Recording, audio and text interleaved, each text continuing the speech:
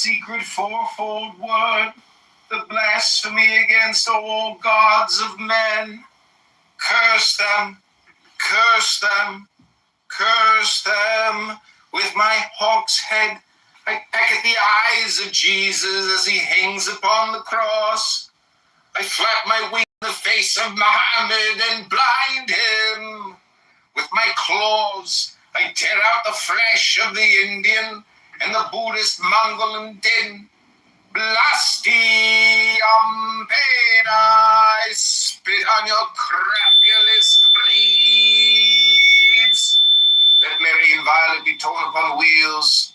For her sake, let all chaste women be utterly despised among you.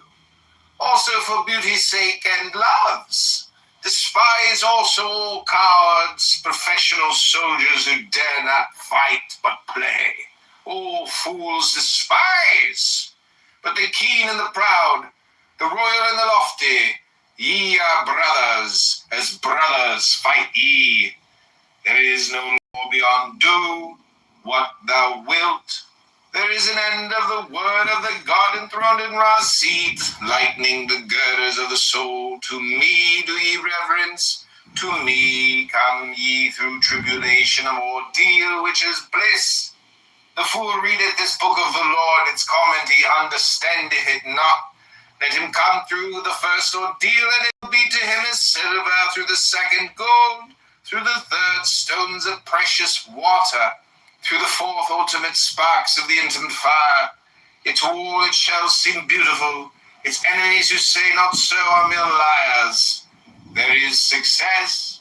I am the hawk-headed lord of silence and of spring. Shh. My nemesis shrouds the night blue sky. Hail, ye twin warriors about the pillars of the world. Your time is nigh at hand. I am the lord of the double wand of power, the one with the force of Kofnia.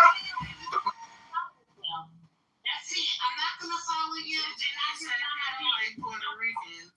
He said he don't like Puerto Ricans. You don't like him either. Puerto Rican. And he don't shave his armpits. You ever seen a goddamn picture? Hairy ass. And Gigi, Gigi, he got no teeth in his mouth neither. Brooklyn, to be fair, neither does she, so that's not a good one.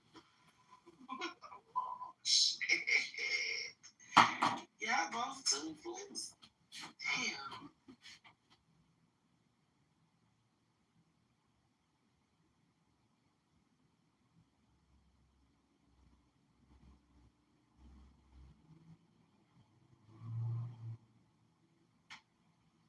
This is all the person who goes. My point to this is, there are times in America where the Supreme Court has rewritten its own precedent.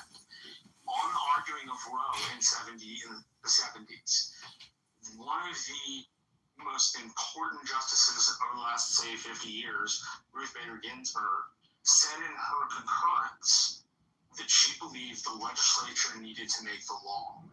So the legislature, Congress, needed to put that law in place. They knew so in the 70s, and they ignored it because it was easier to let it be a Supreme Court precedent that could possibly one day be changed to a law which would set it into the foundation of American legal system. A good example of this is what's called Obergefell in 2013. Obergefell made same-sex marriage legal.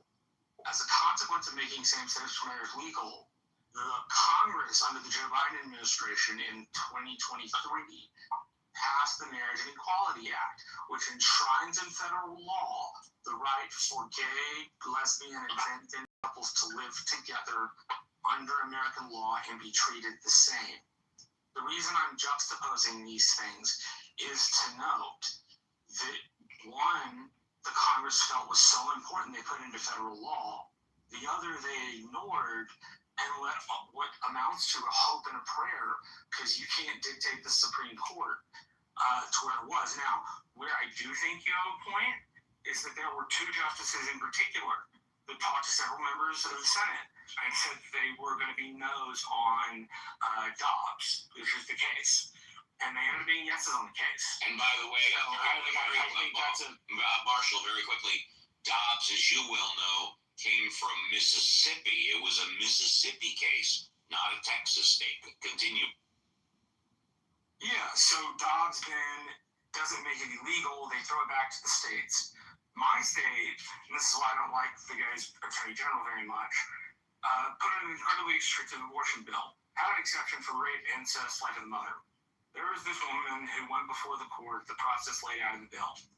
And our attorney general had written the code for the legislature.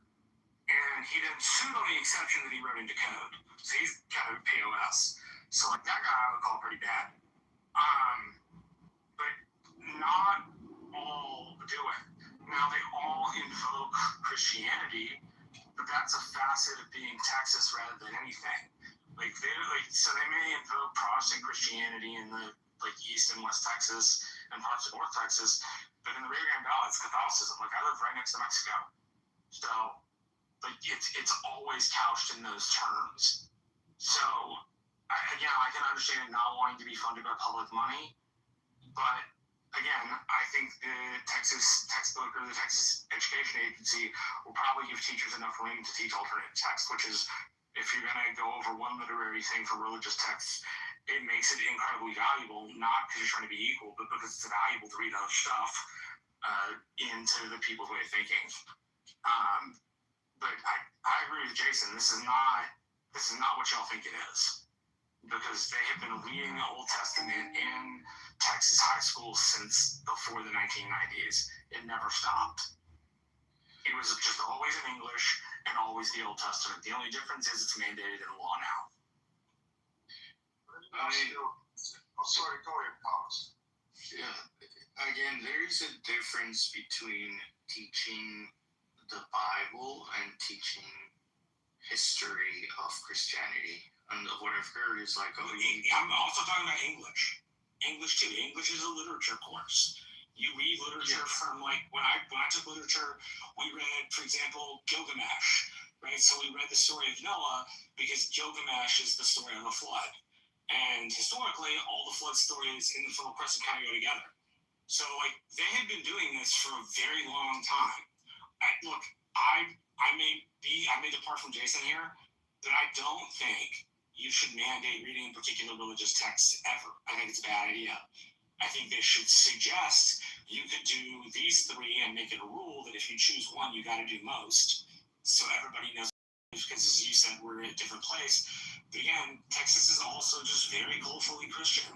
It just is. It means it's going to get invoked in public affairs. text in the school is No. I'm 35. I went to school 2000 and Yeah. 2004. Yeah, but it was not in the curriculum back then, Marshall. No, it was. It was?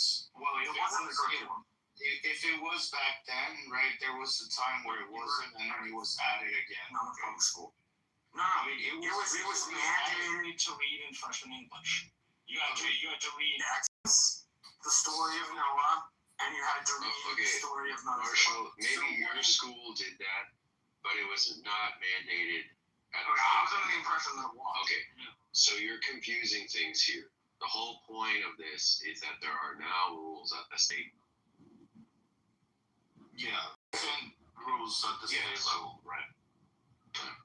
So, again, so the point is that it's not the same to talk about and say, oh, the Christianity, like from the historic point of view, is important. Nobody's arguing that point, and nobody's arguing that it shouldn't be taught, right? But saying that you're teaching Christian history, like from the Bible, it's not correct, right? You're not. So, for example, you're teaching more like a theology, right?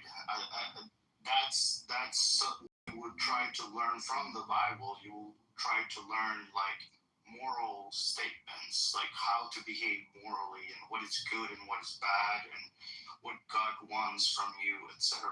Right? From the literature point of view or from artistic point of view, there's some value in that, right? But again, like my point to that is that just to avoid there's religions in other states. For example, the Book of the Mormon in Utah, which is probably much more relevant to Utah than the Bible is, right? And they could argue that that's the book that they should learn from. And my argument will be also like, you don't need to learn from that book specifically. You can learn about history books, and if you're gonna learn about history, certainly the Bible doesn't talk about Christian history, right?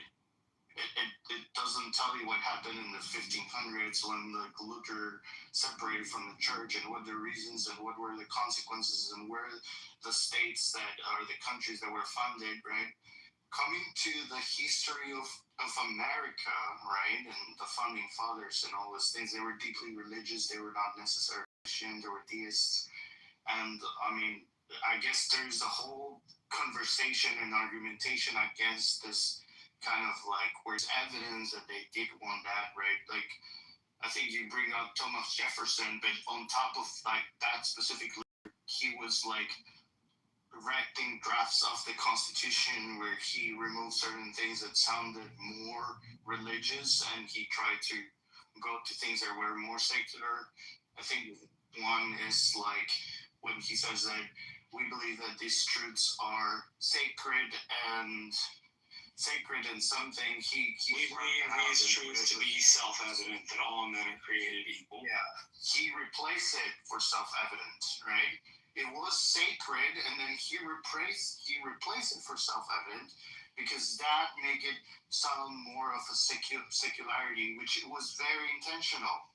So again, I mean, I'm not saying that you shouldn't learn about history and why Christianity was like very relevant from the historic point of view. You're not going to learn that from the Bible. The Bible is not the place where you're going to learn all this stuff. It doesn't have anything to explain about all of the foundation of America on Christian values. None at all. The Bible doesn't. It's 2,000 years old. How could it? Okay, so that kind of stuff could be taught at schools. That will be a history lesson, and you can see it. You can see it from a literature point of view or from an artistic point of view. Yeah, sure. But again, why pick the Bible, add it to the curriculum, and say everyone needs to learn from this? Like, just pick Greek mythology, pick like Aesop's fables, right? Or just pick so many good stuff. Mark Twain. Why don't you teach Mark Twain? Why don't you say Shakespeare? Right? Shakespeare is so hard, but maybe I don't know things that are. I see. Yeah. Why don't you pick stuff like that we are think more easily? It's not divisive. People are not going to argue about that. They're going to be. I mean, they're going to argue probably, but not passionately about like, oh, you're really going to favor this religion or another. So I don't think you can talk about the history of. Well, you're saying it could be parts at no point. I mean, does that even seem like a good idea? I don't think he would say that, because if he says that, that would be really No, dumb. please. No, It doesn't seem like a good idea. And they only have 3 texts in the curriculum. Yeah, it makes sense that you would read some texts from Christianity, from the Christian Bible, as part of learning about religion. Yes, it makes sense that you would do that. And when you're trying to understand the West, Christianity in particular is especially important. What does the Prodigal's Son story teaches you about Christian history in the West? It's just one story from the book, okay? I mean, they're not going to be able to cover all of them. But no, I understand. But you claim that teaches you about. No, I'm not claiming that. I'm saying you would have to read some passages from the real Bible. Or it's plausible that you would read, it's reasonable that you would read plausible passages from the real Bible as part of learning about the history of Christianity. That's just totally reasonable. Now, if they have a lot of passages, okay, then maybe you have some doubts. Now, you have some reservations about the particular passages Maybe you think other passages would be better, but that's not what is at dispute here. The question is, do they?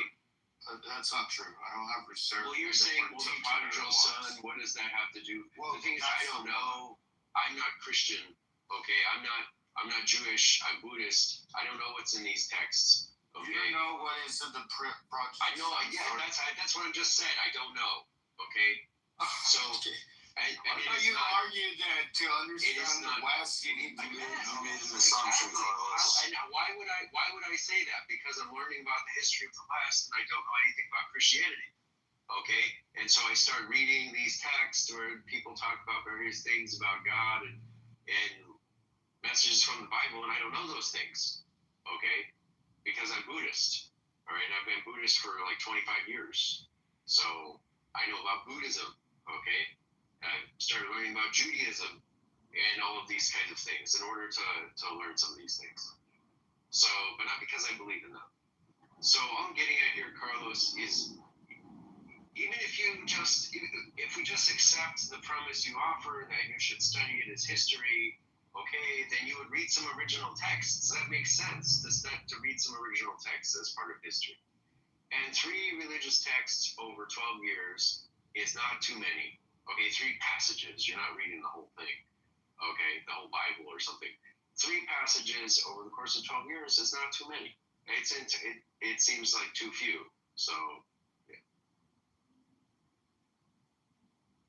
Well, I think that again, when you read text, when you read the Bible, it's mainly for to learn about theology and learn about like moral behavior, right?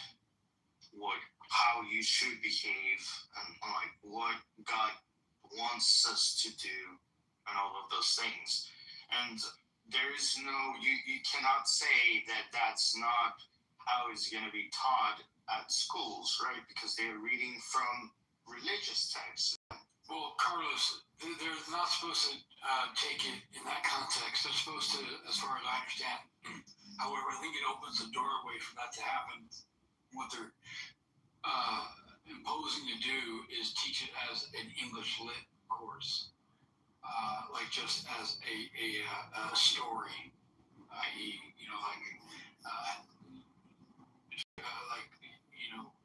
Hamilton, telltale, poetry, stuff like that, Shakespeare, right? But not to be taught as a life lesson on how to behave and how to conduct yourselves and how to gain your morals. However, I do think that it's going to turn into that, and that's where it needs to be stopped. Hopefully it doesn't happen. So like I said, we teach in Texas, and like I was in an AP course, so that's probably why they taught it this way. But if you're telling the story of the flood in history, if you don't include the Bible, you're not being honest. It's just that easy. Wait, that's not that is history. Wait. That's not history, Marshall. That's no, myth. The story of the flood is a historical account which is compared to Gilgamesh, the Egyptian flood story, the Cushite flood story. It's given to flood stories all around the Mediterranean basin, and it has been for decades. Yeah, so if you're point of it. If you're studying these kinds of myths, yes, you must include the Bible as well. That's what I'm saying. Okay. English specific does. You're right. So maybe it's English, but I mean it's not history. I think that's what confused people. Yeah. Well, no, I'm saying history informs the English, right? What I mean is, like when you say you're studying in history, I mean the flood is a myth. Okay, yeah, that's maybe you did it. You're right. That makes a lot more sense. But it's a myth, okay? Yeah. And yes, when you're studying flood stories as part of like foundational stories, of which there are many, then of course you should mention the Bible. Should you read the Bible as part of that? Well, it's up in the air. Maybe you can read the Gilgamesh one. Maybe you can read the other one. But if over the course of 12 years of studying history and literature, and all the time, during that time, you're going to mention myths from the Bible, stories from the Bible, should you read 1 or 2 of them, maybe 3 or 4, as part of becoming a literate person? Sure, I think that's totally reasonable. many other things. You're going to read many other things. You're going to read that stuff from the Epic of Gilgamesh. You read Anglo-Saxon. You read Anglo-Saxon religion. Okay. You read myths from the Greeks, right? And it should be mixed in there. I think that's totally reasonable to mix it in there. Maybe it will turn out like JCC is saying. Maybe they will give these texts special emphasis, which they should not do. All right. But I think as part of a broad liberal education, some readings from the Bible make a lot of sense, you know?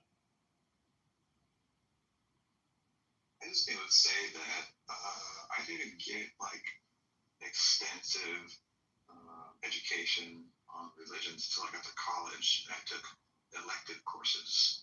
There's no like required reading about religion or any different kind of religion until I got. Actually, I don't think there was any required reading at all. I'm in California, by the way.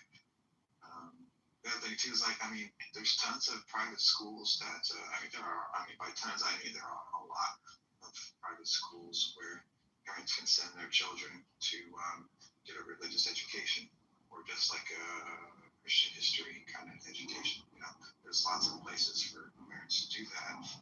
Why does it need to be also taught in the public schools? I don't understand.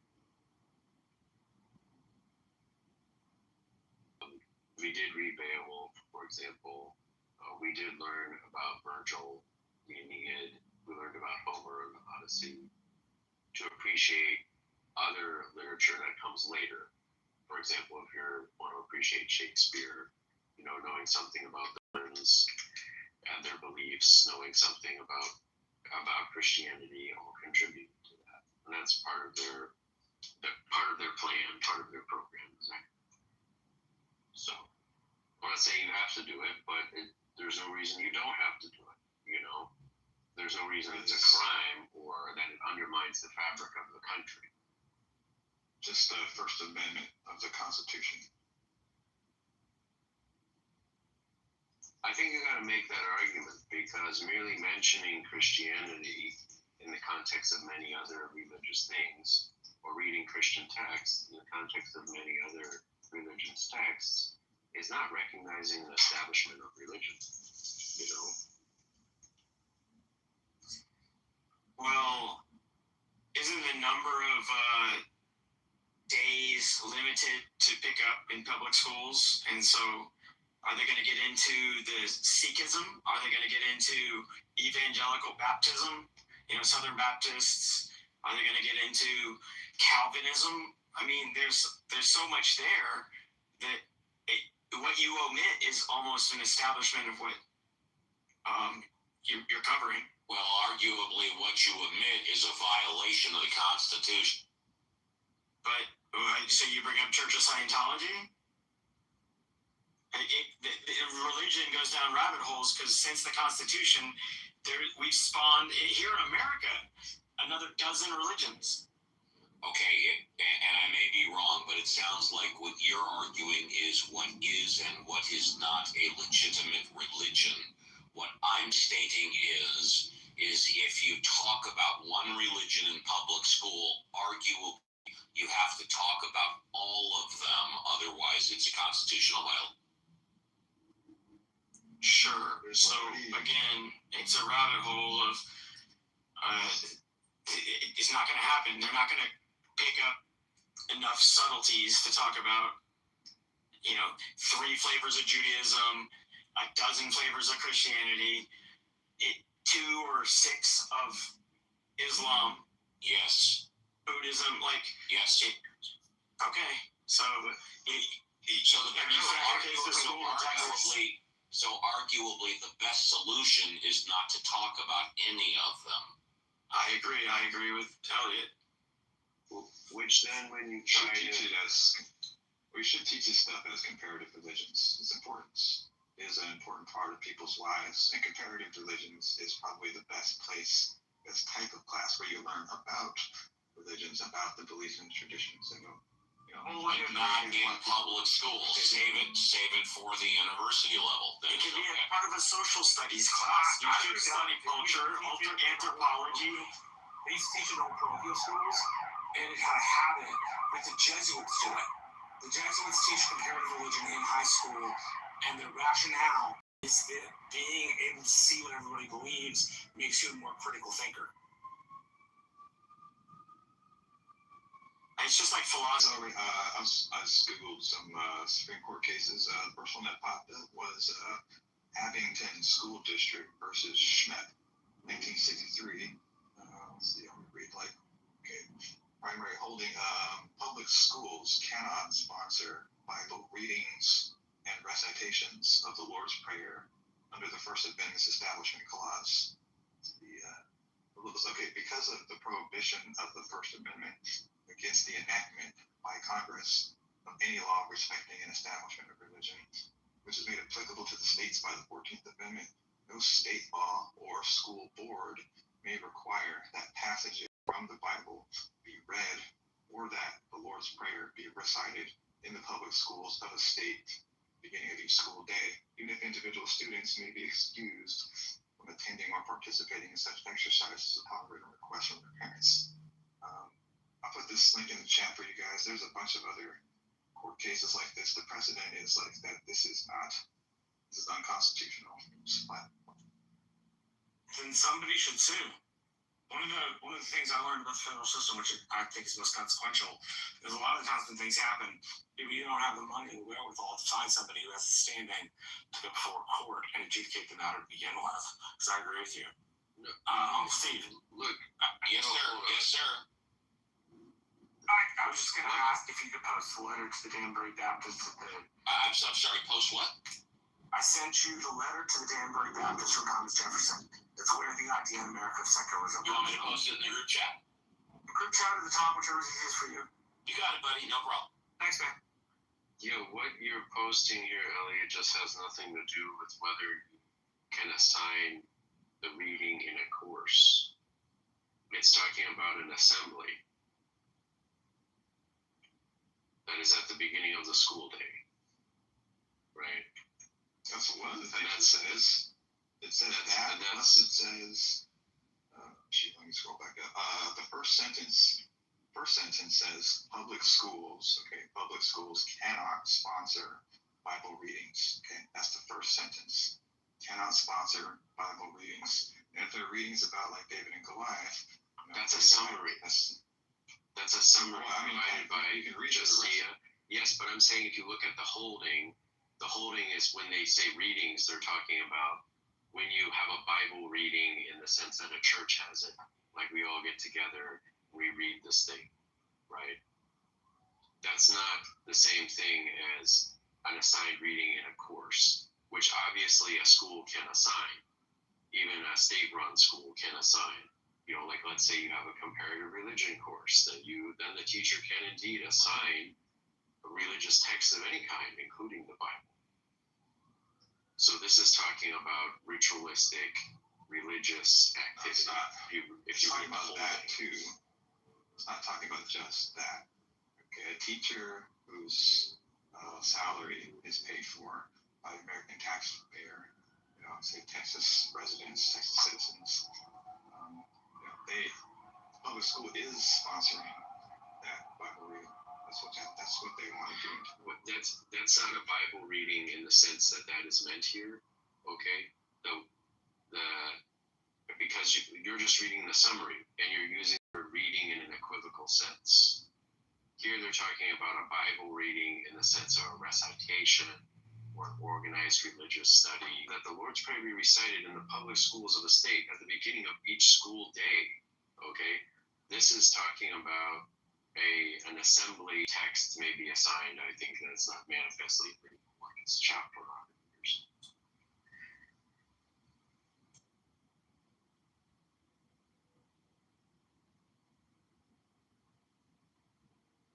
I just think there's plenty of religious institutions that drive in Texas where people can elect to learn whatever they want, just like their parents can bring them to if they want them to.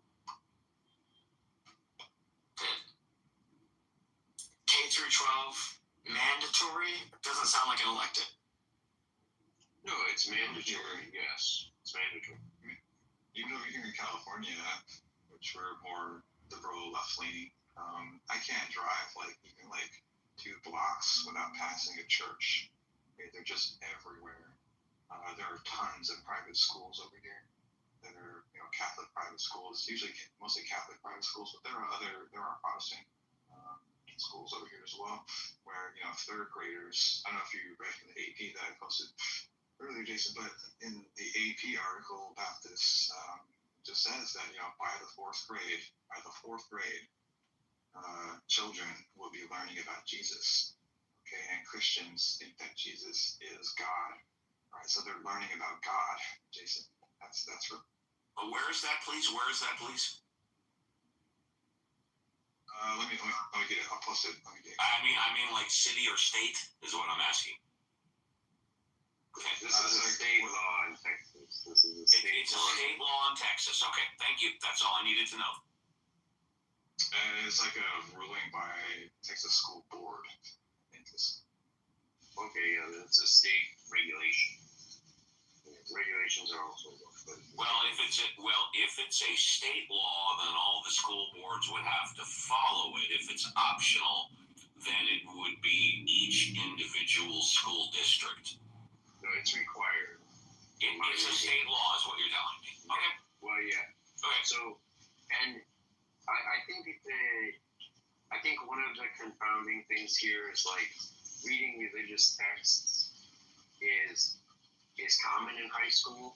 Okay, I mean, people read the Iliad, people read the Aeneid in high schools, people read the Odyssey, or they read bits and pieces of it. Reading texts I'm trying to finish up here. Okay, that reading texts that are not per se religious, but are full of religious content is also common. Okay, you read Shakespeare. Carlos, please. If you read Shakespeare, it's full of religious references. If you read Beowulf or Sir Gawain and the Green Knight, these are full of religious references. So just the fact that a text is religious in nature, or that a text references God or religious content, is not enough to mean it shouldn't be in school. You think the Odyssey and Iliad are religious texts? Yes, they are religious texts. They are about the dawn of the Greeks, for example. Yeah. Well, I mean, I agree that they were religious because there was a group of people who believed that there was a god or gods, right, based on those texts. But there is no people that live and believe that anymore, at least not significant people. So there is a difference and distinction to make between those books and the Bible, right?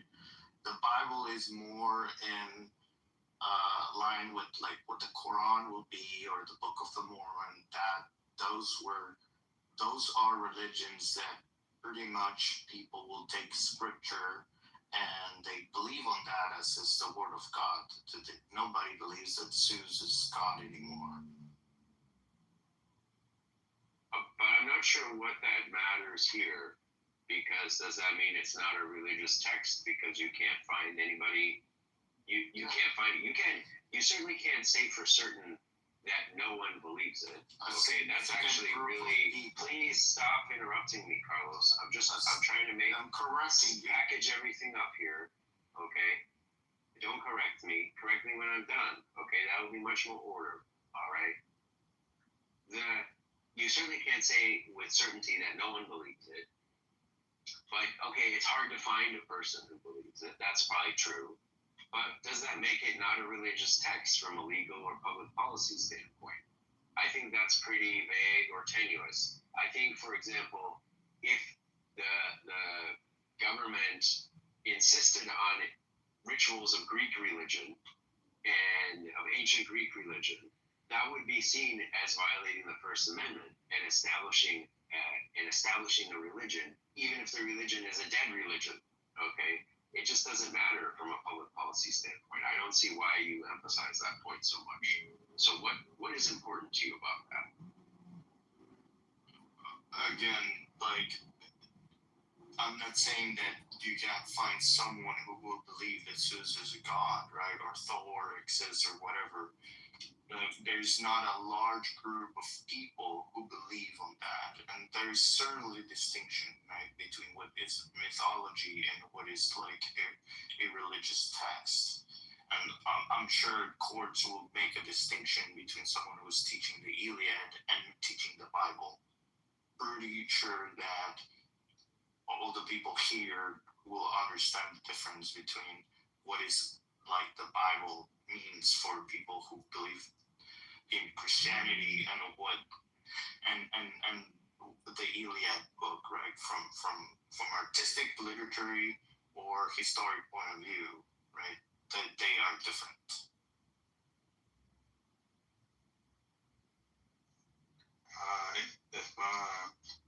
If we flip this around and replace teaching stories about David and Goliath and stuff like this, the lion's den and whatnot, if we replace those stories with readings from the Quran about the Prophet Muhammad, let's say, and Texas School Board, forced Christian children, third graders, to read about the Prophet Muhammad. I mean, we wouldn't even be having this conversation. That would just be completely ridiculous, and everybody that would never happen. Okay, but they're not even the school boards. They're just plucking their own favorite religion out and saying that the kids need to learn about this stuff. If they were at least if they're not even doing that, they're just plucking just Jesus out. Is that what's happening? They're requiring these texts to be read in middle classes. Yeah, they're over 12 years. They haven't finalized it. They put it on the reading list. Yeah, over 12 years, the students will have to read 3 passages from the Bible, 2 from the Old Testament and 1 from the New Testament. Yeah, it's just a wedge. It's just a wedge. It's gonna grow, Jason. I've lived in Texas 30 years, bro. It's just gonna take one parent to complain, and that's gonna get knocked down. You can have it in school, right? But you can't make it mandatory for all students to read that stuff. So Adam, the title of the room is secularism the best way to reach a moral society? What is your opinion about that? The United States is and always has been too heterogeneous in order for anything but secularism to work. Reading, this is really milquetoast stuff where you just have reading of random passages of the Bible. These are not actually coherent. They don't actually give you what actual practicing Christians do in various denominations. You need a lot more than just the words in the book, right? There's a whole practice that goes along with that. And whenever the theocrats have tried to kind of implement those things, there becomes a huge amount of infighting because different denominations don't agree with each other on how the Bible should be interpreted, right? So they end up landing on the blandest, most unrelated to actual practice sorts of reading that you can have because it's all you could possibly have. But this isn't really functional, right? Again, all you'll need is one Muslim kid in Texas to be I've been forced to read this, one Jewish kid to be I've been forced to read this thing and I don't want to read it. And that's the end of this plan, because you can't force people to read the text. Again, you can have them in public school, but I'm pretty sure the Supreme Court is going to be no, this cannot be forced. And let me give very quick full disclosure. Firstly, Adam, this morning, great take. Probably the best take of the morning in my show. But when I came in this room about 20 minutes ago, the original title was, quote, "Secularism is the best way to reach a moral society." And I didn't tell Carlos, who probably opened the room, but I changed it to the current title. Hope you don't mind, Carlos. Karen? That's okay. I'll read this section from the Associated Press's article about this topic. Okay. Picture book stories for elementary students, including David and Goliath and Daniel and the Lion's Den, are on the required reading list. By the 4th grade, students will encounter passages about Jesus in the New Testament. Right? In middle school, students will be expected to read passages about Jesus in including his most famous sermon, and another where he instructs people to cast aside earthly anxiety and seek the kingdom of God. Okay, that's religion. Oh yeah, that's is that from the PNPs I sent you, or is that from clearly religion? Yeah, they're gonna get that knocked down. The parts they want you to read is just straight. The Jesus part, that's just straight prostitution. Yeah, that's gonna get knocked down. That'll get called the First Amendment establishment issue. And the establishment, so on free speech and religious matters, they almost always side. We do learn about it in English, but as a historical myth-making matter, if I were covering the Fertile Crescent, I would include that. You would have to include it. Yeah, am I going to? Just give me a second. Would I include his recollection to come, lose all your things, follow me, and have the kingdom of Christ? No, I agree that's proselytizing. But Noah, the flood myth, goes along with the other flood myths that you teach at that point in time. Yeah, that's all. The only place to get the text for those things is the Old Testament. You can't get it. I'm not going to give kids some secondary source bullshit. They need to be able to read it with their own minds. I'm going to have to read Gilgamesh, and I'll have to read the Assyrians, and I'll have to read the Persians, and I'll have to read the Egyptians, but they'll have to read the primary text because you can't learn it any other way. Interesting that actually the primary text is actually in Hebrew. It's in the Hebrew Bible. And it's odd that... I realize that, but we translate all sorts of things, don't we? Yeah. All of Greek and Roman history are taught in English and not universities. The Tanakh translation. That's not my point. My point is they're all taught in English. Unless you take an advanced doctoral or master's degree course, you're not going to learn how to read archaic Greek. People with PhDs in biblical theology. Yeah, exactly. But that's not most people. Most people get taught in English. Well, then why don't we just teach the documentary hypothesis if we're going to teach the myth? Because teach the history. Because the history is what happened. We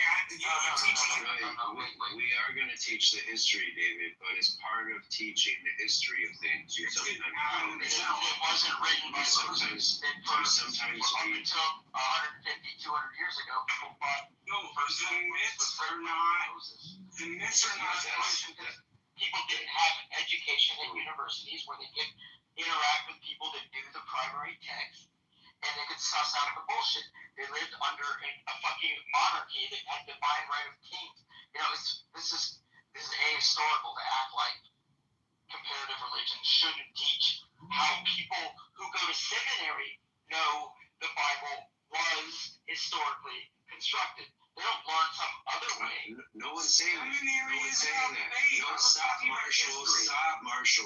No one's saying that. No one is saying that, David. But as part of studying these things, you do read the original text, and the original texts are religious myths. Okay? And if sometimes the original... That's how religious schools teach it. You can learn about it without reading the whole thing. You can learn that it's not true. No, that's not... Marshall, stop. No, I'm sorry.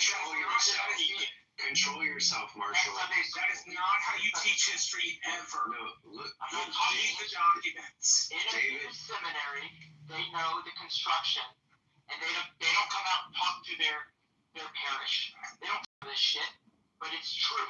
So it's the secrets of the Bible that they should teach if they want to be secular. It's not about that. It's about the flood myth. There are 7 different flood myths, and you have to teach them all. If you don't use it, you do not have to teach them all. You're fundamentally not telling the truth. Marshall, you need to... All the shit, some of the shit,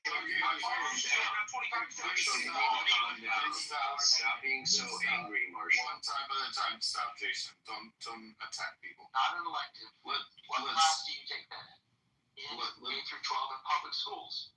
It's not an elective. That's not, that would be for maybe an AP class, maybe a cultural anthropology, but those are elective. You don't learn that shit in the primary, take the fucking STAR test in your freshman year, and now you can finish high school.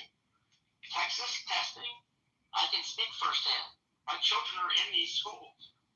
Tell me the class that's like health, where you're going to get into all of the flood myth. That's a waste of time. You don't have time to teach that. No, in world history, they run over every flood myth in the Fertile Crescent. It's been in world history textbooks in Texas since the 1980s. What are you talking about, David? They've done this for years.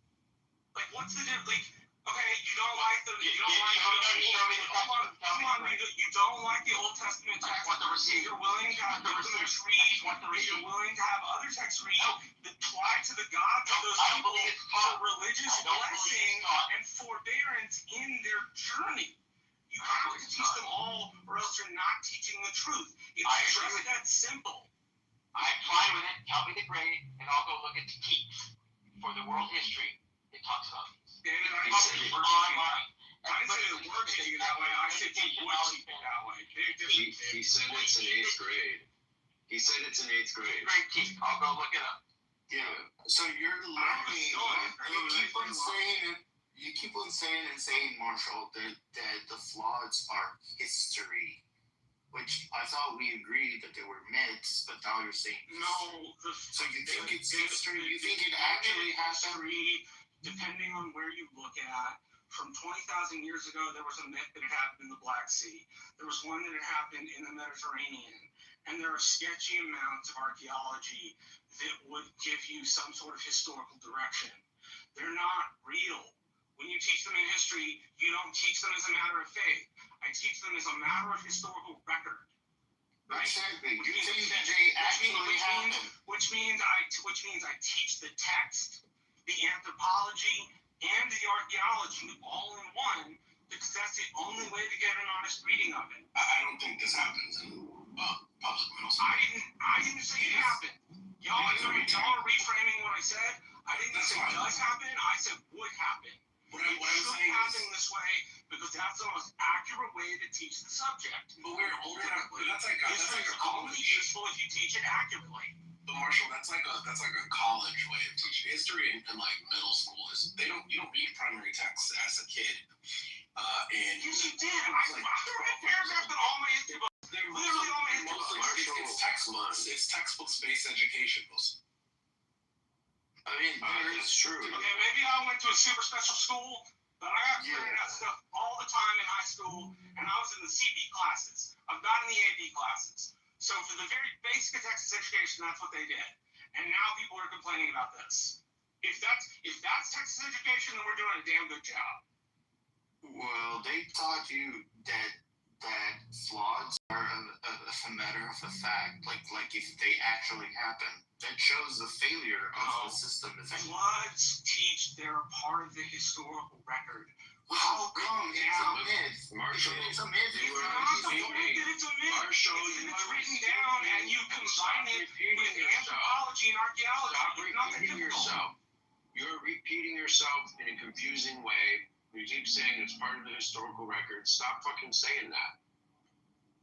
Okay, you mean something by that is not clear. Because it was written at the time. That's what you need to stop doubling down. All right? You keep saying that, and that is confusing people. And you just need to take a breather here, okay, and start over. Let me see if I can add something very short that may help. It might make things worse.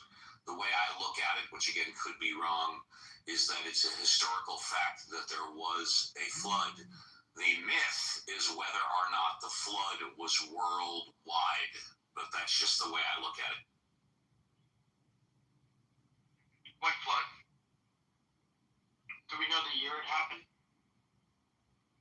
I agree that Marshall may have gone in a jujitsu form to talk about that people knew those stories and told those stories.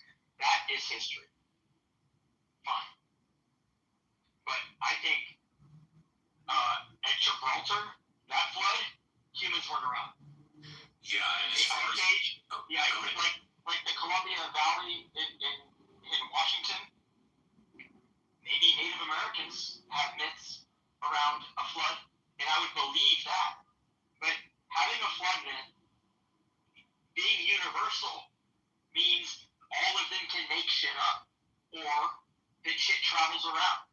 Like Zoroastrianism influences Judaism, and the Persian captivity influenced the composition of the Old Testament. That these things are evolving themselves over time. That's historical. I'm fine with studying that, but I don't think that happens as a classroom universally in 8th grade. They don't print textbooks anymore. I would love to. Learning about the flood myth doesn't just inform you about the flood myth. It informs you about the next 1,000 years of the society and the Fertile Crescent and the way they arrange themselves, not simply in architecture, water engineering, health, the military, storage of grain. It informs you on everything. It's a base for the knowledge to look at the rest of the archaeology and the rest of the written history and make your own decision. I don't think Texas schools, or any school for that matter, should teach the story of the flood saying one is more righteous than the other. But you don't teach it because it's the flood. You teach it because it's a building block for the way societies coped with that danger for 1,000 years afterward. And it influenced everything. You can't find one thing in ancient history that wasn't influenced by. Not one. The way the Egyptians took care of their fields was really big about the sea people in the flood. The way the Greeks did it was big about the flood. The way the people in the Baltic Sea did it was big about the flood. The Egyptians, like you don't learn it. Well, you don't. Yes. So how are you telling me it was dependent on flood myths? Because the Egyptians were. It's the fucking Nile. You're David, Marshall. There is a separate story. Hold on, there's a separate story in which it's reported by at least 5 or 6 kingdoms, in which there was a great flood in Egypt around the same time as the other great flood stories. And again, you don't teach them because they're them. You teach them because they're a base. And you have to build your house on a firm foundation, or else nothing else you learn will make any sense. But it's okay. People can disagree with me, but that's really why you want to do it. Because you want the historical base to properly understand in context the history of the project. Marshall, you're not really speaking to David's. You're not speaking to David's critique. I never learned the criticality of all of the Levant on Noah's fucking ark. I didn't know it was all. I said many stories, not one. Come on, man. Well, then stop. Just drop the flood, because we're specifically talking about.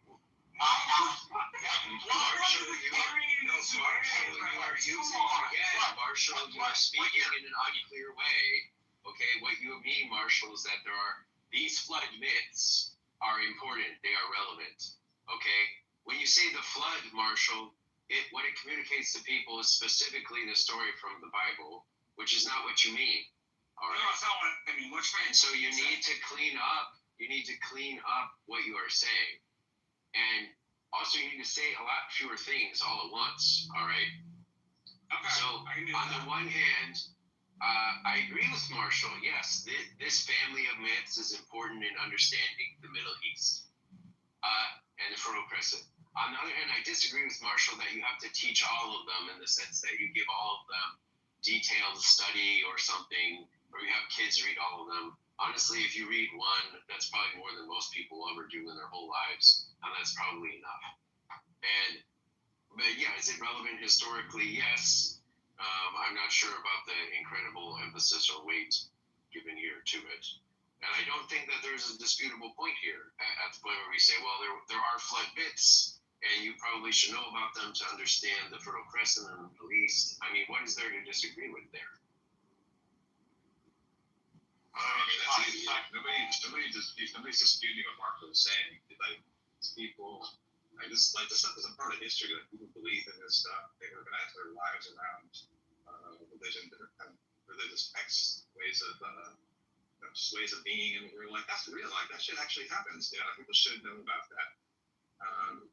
But it's also at the same time like it's not appropriate material for fucking third graders. Okay, it's just not. Third graders, like my daughter's 7, dude. She's in the first grade. She's gonna be going in second grade. You know, she's still learning how to fucking read and write. You know, and to do basic arithmetic. This is material for like maybe 12th graders in college. That's where it would be. Or indoctrination, if you do it in third grade. Third grade. I think you do it in 10th grade, but that's maybe football. You can learn, for example, I learned like the Nile River in Egypt it was difficult to do agriculture there because of the floods, right? And I forgot what they do and the techniques they do, but you don't need to read myths about it to learn about that. And all the myths, right, are not history. If you read one of those stories, right, if you read the one in the Bible specifically, it says that there was a genocide. Essentially, all the world died except for a family of Noah, right? So that's accurate. That's not a historical factor. It's called literature, right? There's a word for it. It's called literature. And when you study literature, you're ready to situate it in contemporary with the author, with what they might have had on their mind at the time, what was going on around them, maybe allegory, how to situate. I mean, Bible study knows how to do this, but it's called literature. It's just a book. It's a library of a bunch of books written over time. Why is that so hard? What you learn about this, it's not like, oh, this is like a historical thing that helps us to know how to, behave in society and things. You learn how to write good stories that capture the reader, so something that is compelling. What is going to capture a reader to keep reading your story and be entertained? That's what you read. And the fact that I hear Marshall saying so much like, oh, this is history, and like Texas has been doing a great example because they taught me this, and you're thinking that it's actually something that happened, tells me the opposite, right? It tells me that the school system has failed. I didn't say it happened. Okay, so you don't think it happened? No, sir. What I think is that there are 7 separate stories of 7 different peoples who inhabit maybe a 50,000 square mile area. They're all saying something rather similar. I don't know why they're saying something rather similar, but they are. So as a consequence, you would want to explore that. Plagiarism. And exploring that, you would come across the written texts, which you would then have to compare to the authors and their histories. You would then have to compare to the region around it. You would then have to compare to the archaeology that talks about all of that. Again, the same thing I've been saying for 10 minutes. I didn't say you had to teach it religiously. I said if you teach it, you should give an example of every one, because it gives people the understanding of what each different people said and how it played telephone in the Middle East when it was recorded. And that kind of facet of mass human history is both interesting and important. So.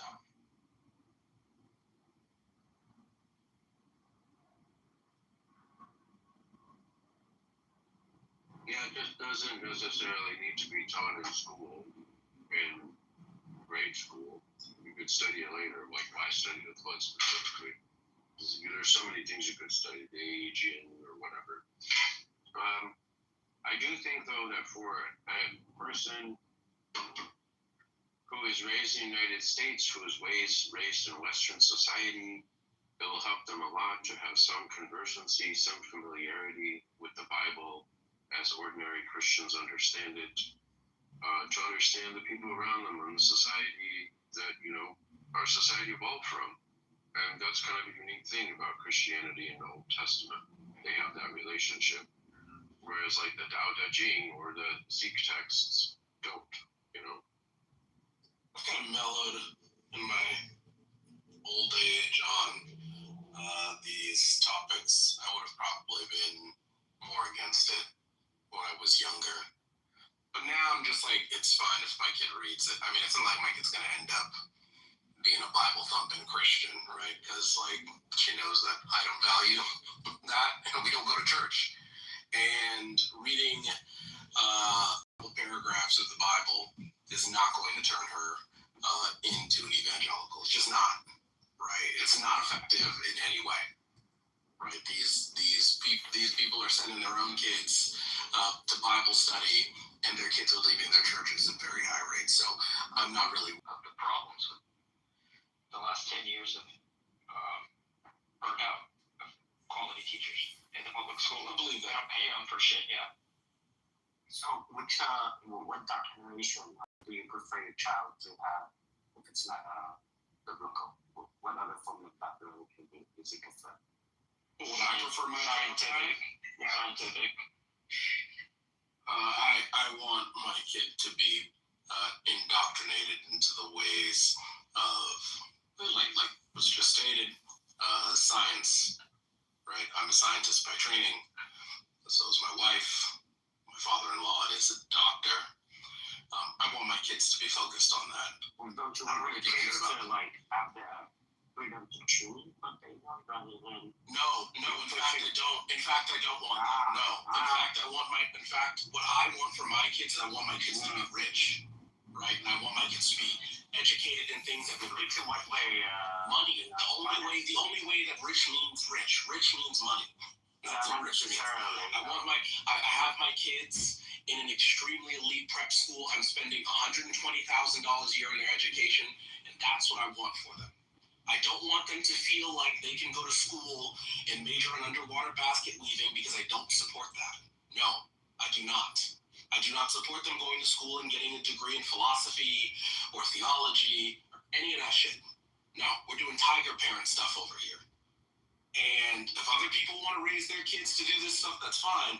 But they don't have that sort of input on my life. I don't view them as my superiors. So I'm not looking for their approval. I don't want my kids to be like their kids. I don't want to be like them, right? I want them to focus on the things that are highly remunerative in this society, period. And Adam, if I may, would business and finance be included in those jobs? After they get their scientific education, sure, but they should not be going to get an undergraduate business education. No. Okay, so you're focusing first on science and then business and finance. Science and math first. Yes. You can go to college, you can go to grad school, and then you can get an MBA. But the MBA shouldn't be doing that in undergrad. Absolutely not. Do something Numeracy. It's yes, called yes. numeracy. You need numeracy before you pretend you know how to operate a business. But what about, do you value, for example, history and literature, art to be taught in schools? Yeah, they should be taught in schools, but those are not jobs. Well, those are not jobs. Well, that's a different conversation, but here's a you still want your kids to learn it. Yeah, that's not the. I don't want them to be under the assumption that being an artist is a real job. So in our society, we value art. Art is a very strong component. So then send your kids to be artists. Mine will not be doing that. Well, listen. Mine will not be doing that. In our raise a slave, I'm here to raise a human being. In our society, what we have left over, and I can say this because my kids are at the sorts of institutions where the cult of the humanities started, right, in elite northeastern prep schools and Columbia University. We had a class of people who were already rich, who then went to establish a bunch of institutes, other stuff, but the money was coming from trades that they had. This is not how I want my kids to be raised. They need to go out and go hunt something, right? They got to go and make their own money. They're not going to be living off of me forever. And most artists, even very successful artists that we all know, end up dying with no money. And somebody else captures the value of their art, the financial value. This is like the normal thing that happens with artists, right? Some other rich person gets all the value for the art that they've generated. So we don't really value art that much because the artists don't capture hardly any of the value in their lifetime. Wait, what do you consider art? Do you mean, just painting, is that what you consider art? I mean, when I say art, I mean a little bit more. Even books. What he's saying though is true of books. It's true of music recordings. It's true of so many things. So it is that the artist ends up poor. Yeah. And he doesn't a want very small group of people who take drugs and want to paint. No. Not take drugs. talking about his kid, not any crawls behind the hill. Yeah, I'm not talking about people who ended up being drug addicts, right? I'm talking about people who were like practicing artists who had studios, who had shows, right? And most of them didn't become popular till after their death. And whoever owned their stuff after their death, they got all the money from it. It wasn't them. Their contribution to society. Well, great. I want my kids to experience I love what Adam is saying. Yeah. I'm just saying, listen, imagine if the world was just like Adam, everyone was like Adam. Well, you can sacrifice your life to be that way. We'll all be Sacrifice poor. your children. Well, no, we will all be poor because everyone You're was just stealing his personal advice. I mean, come on. I'm just saying that, thank God the world is not like So that. then sacrifice your children and your lives and make that art. I think the world that it is like Adam. As somebody who loves history and would love nothing more than like wander around monuments and read firsthand texts, how do you think we get the fucking money for that shit? We go to rich people who do what Adam does. Hey man, we'd like to read these really old texts and maybe write a couple of books. Oh, Marshall, You think stop we get it, you a couple please. $1 million? And that's usually how that happens. When I was a child, I became a scientist by training. When I was a child, I wanted to be a paleontologist. That's what I've always wanted to be. When I travel for work, I go to the natural history museums in every city that I go to, still to this day. Just went to the British Natural History Museum. It's a travesty. It's fucking awful. They've turned it into the lowest common denominator museum. It's terrible. How are you able to enjoy that? No, but here's the thing. The reason why I never ended up going to school to pursue paleontology was because when I got to university, I realized paleontology has always been a rich man's game. It was always, from its very inception, the thing that people who were married into generational wealth did after they had money. It was never supposed to be a thing that you needed to do for work. And that's why it's so difficult for people who don't come from that money to participate in that field. So I never did it. So let me ask you a question. Do you think we're entering age of abundance? No, I mean, we've already been there, like compared to, let's say, the average person right now in the United States of America lives, if not better than a king, 200-300 years ago, right? No. So we've already started. Let me just finish. Let me land this plane.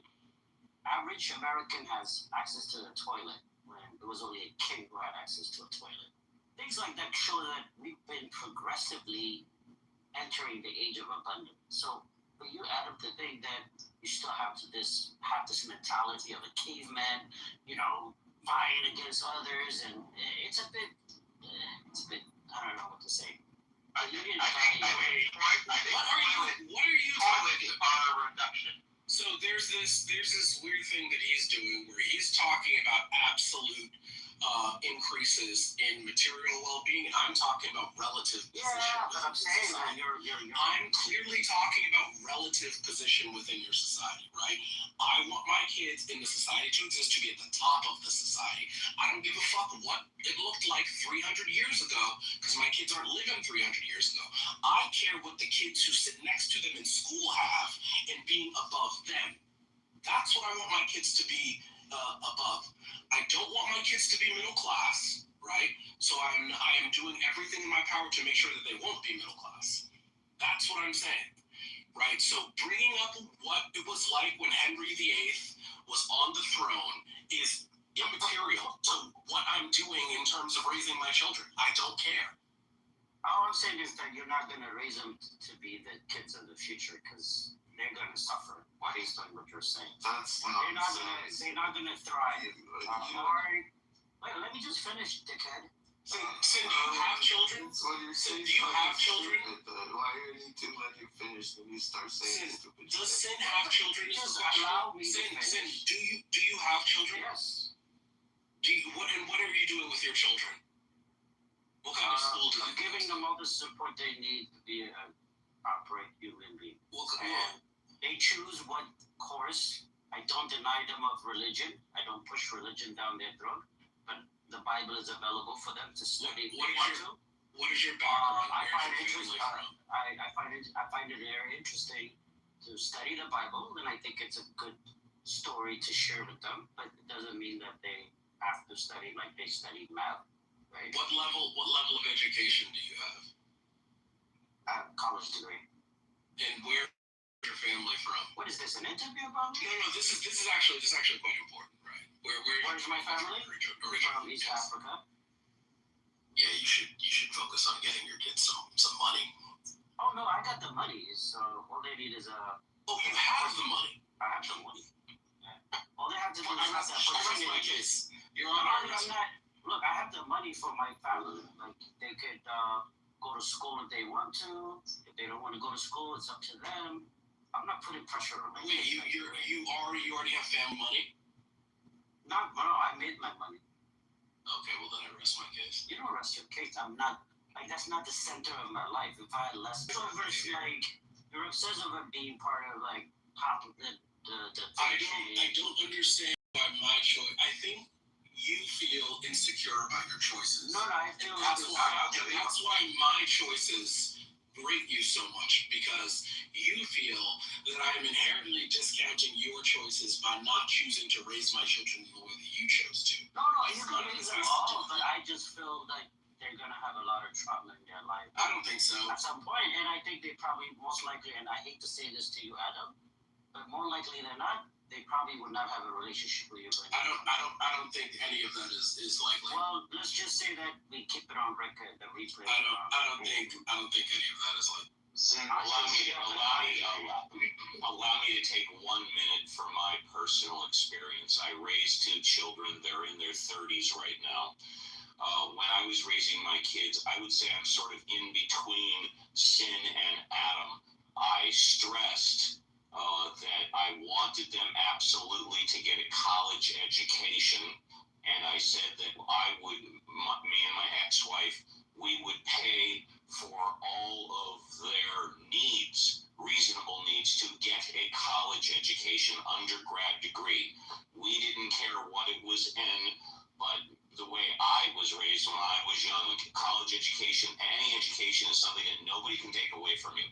So all we stressed was we wanted our kids to be happy, do whatever they wanted to do in their life, but get your college education now. Where are my kids right now? My son is a lawyer. God bless him. Pardon me, I'm an atheist. Living in San Diego. He's single, doing very successfully. My daughter has a master's degree in social services, and she's in Portland, married with my first grandchild. They are both happy. They are both independent. They are both living their lives and productive members of society. So I just wanted to throw that out there from my personal. No, I agree with you, Steve. I think for me right now at this age, I believe college degree is like high school degree, right? Just as we went back 6 years ago. Well, if that's the case, then it's more important to get your education and a master's or a doctorate. Yeah, no, absolutely. Like I think in the 50s and the 40s or the 30s, sixth grade education was considered high school level education, right? That's basic education. In today's world, you need college education to thrive or even just to survive. So I agree. I think I'm also like I'll go as far as saying, Steve, that I think college education should be just like high school public and free for all whoever wants to attend it. I support that 100%. And I agree with free college public education. Yeah. I got a different opinion though from you guys. So, I mean, I agree a little bit with what Adam's saying. Like, you should raise your kids to be successful. Like we just raised that. But I mean, that's not the only That shouldn't be your only goal. Your goal also, in addition to that, should be to raise your children to learn how to think properly about things, how to think, not what to think. How to think is extremely important. Also, you should teach your kids when they grow to become adults to be moral people. Okay, and in order to do that, you have to. And in order to do that, you have to teach them about philosophy and history. Those are like necessary conditions for the moral output, the moral kids or whatever. Not just like teaching them about economics and how to be rich. You shouldn't be moral people. I mean, I don't disagree on history, but I do think, like, people who are professionals at that, the money comes from, like, sovereign wealth funds. It comes from wealthy individuals who sponsor things like archaeological digs and research time. Like, Robert Caro has written a set of books about LBJ, and they're wonderful. But Robert Caro made his money by writing. He and his wife, Ina, lived in two one-room apartments. One in New York in the Bronx and one in New York in Manhattan, I think. On a tiny little house somewhere in Texas when they did the LBJ biographies. But Adam is right. Like, look, I didn't finish college, but what I studied was history. And I use history in my field today. But I'm not a teacher or an archaeologist or somebody that gets paid to sit, read books, and, like, write papers about them, which university professors do. You're a teacher, you're a university professor, you're an archaeologist, you're a book writer of some kind, and then, like, maybe you go into public service at some point. Some public servants have had history degrees. But, like, aside from that, the thing in the modern world that is going to get you ahead, and it's good that it can be taught as a young person, because I got old, and I didn't want to study what I wasn't interested in. I didn't want to do the math. And as much as time as I spent doing history, I could have done math, I'd already been decent at it. Right? I probably wouldn't have been like top of my class, but I could have figured it out. But instead of figuring it out, I devoted my resources other places, and I'm doing something that's not the major I chose in college. And if I get a job doing this, the money is going to come from the taxpayer, the wealthy donor, right? It's like history's a thing that history and art are things that the wealthy can afford. And they can afford to subsidize those. But digging up parts of Troy in Turkey doesn't pay for itself. There's no amount of searching the Valley of the Kings in Egypt, which buys you bread and some sort of meat in Egypt to eat.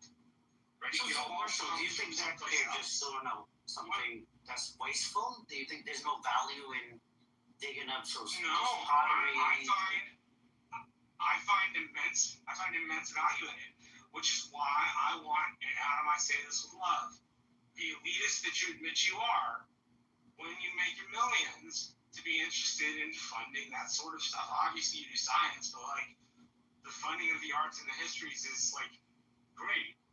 But I'm very well aware that the majority of that money comes from private sources. And that, like, you have to cater to those people. That money comes from government grants, okay? No, a lot of university. What I mean specifically is people who, like, write books. That's private money, right? And they get paid for that. There is no such thing as private money, but, you know. Professors. I mean, the money that you owe yourself and you dump it to somebody else. I don't think the profit, Marshall, honestly. Majority of the research done in America in the 80s, in the social sciences, comes from government grant money.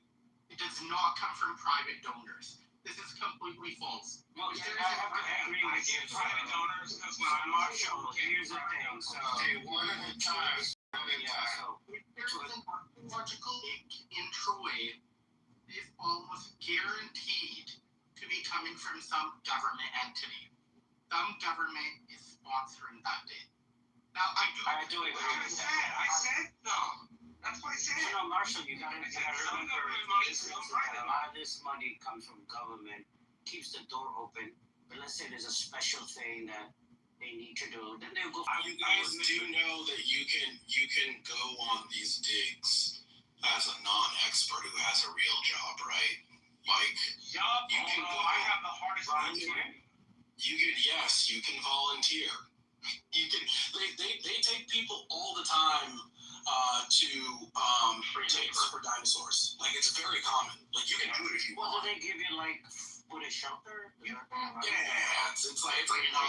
stuff, right? You can do it. And I would encourage my kids to do it after they have an actual career, right? But this should not be viewed as a career because almost no one gets to do it as a career. It's the same as thinking you're going to be a professional athlete or an actor. You are not.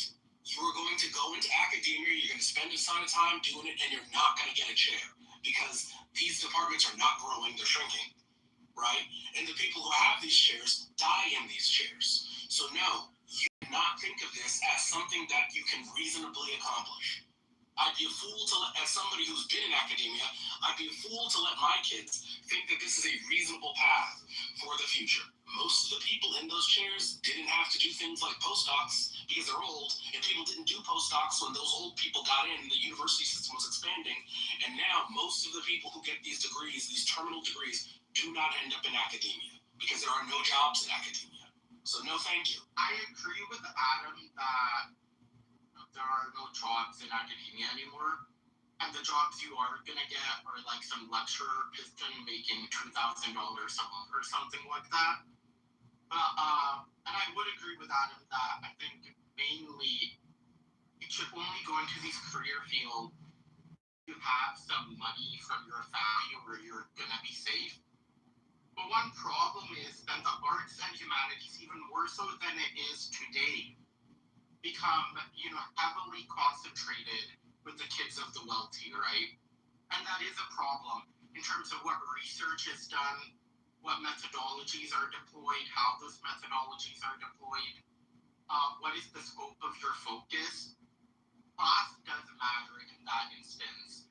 And so I think, now this is of course talking about daydreaming, but we should abolish capitalism, abolish private property, and go thereafter. I'm done speaking. I'm done. Well, yeah, I think there is a lot of like open statements of like this is not what you should do, this is not what you should do. I think people are free to have their kids educated whatever way they want, right? I mean, I don't know if you guys heard the story of Polgar, I guess is the name she's David, if you don't mind muting. There is this chess player that his dad, they live in Hungary, and the dad of Polgar wanted her to be one of the top players, so there was always her playing chess, right? And the guy got a lot of criticism of like how hard he pushed his daughter, but his daughter is a top player right now. It's the first woman, was the youngest woman to reach the grandmaster position in chess, right? And she has beaten the top players in the world. Like I think she's top 10 in the world right now, and she makes a lot of money. So I think people can judge that all the. I'd be willing to bet she doesn't make it from chess. Yeah, well, how much you want to bet? Okay, how much does she make from playing chess? I'm just asking. She makes more than $100,000 a year playing chess. Does that mean 101? I don't know. You can go. Okay, so the answer is you don't know, which is fine. So I'm going to stand on what I said. Just give me a second. I will go on mute. I bet you she doesn't make a shitload of money playing chess. What I suspect is that it's from endorsements, maybe social media, because generally speaking, people who play chess don't make a lot of. Generally speaking, people who play chess don't make a lot of money, but saying that she's getting sponsorship because she's a top player. Exactly. So she's getting it from sponsorships and advertising. Because she's a top chess player, though. They are not sponsoring her because she's her good looks, right? She is getting sponsorship because she wins the top competition. And she's a woman. If she was a man, she probably wouldn't be getting as much in sponsorships. Like this is precisely what I don't want my kids to do. Right? Like, I don't want them to enter tournament economies where most of the population who tries gets 0, and 5 people get all of the money that is associated. I don't want my kids to think that that's why I mentioned being a professional athlete is bad. I don't want my kids to do that. By the way, Adam, what you just said, the numbers you said are generous. I would say, like, out of 1,000 people, maybe 5 people make decent money. Sure. You were being Yes, and I don't want them to think being an actor is a reasonable outcome. Just because of just even if you make it, it wasn't reasonable to think that you would make it. I don't believe it. Tournament economies are bad. I want them to focus. We're talking about statistics here, right? We're playing statistics. I want kids to assume they're in the middle 50 distribution of people who go into any field and pick based on that.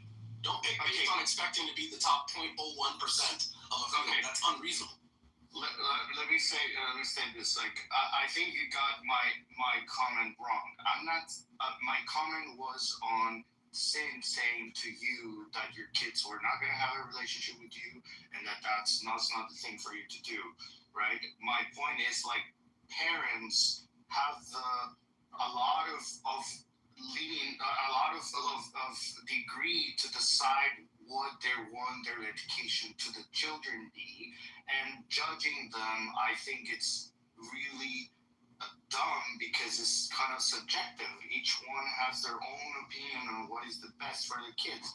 In that example, I was talking about how the parent of this particular person who makes I look $4 to $5 million, and yeah, it's a particular case, statistically very improbable, right? Very unlikely that you will have a top athlete kid. Okay, so and just so we're clear, it just went from 6 figures to $4 or $5 million. Is that what I heard correctly?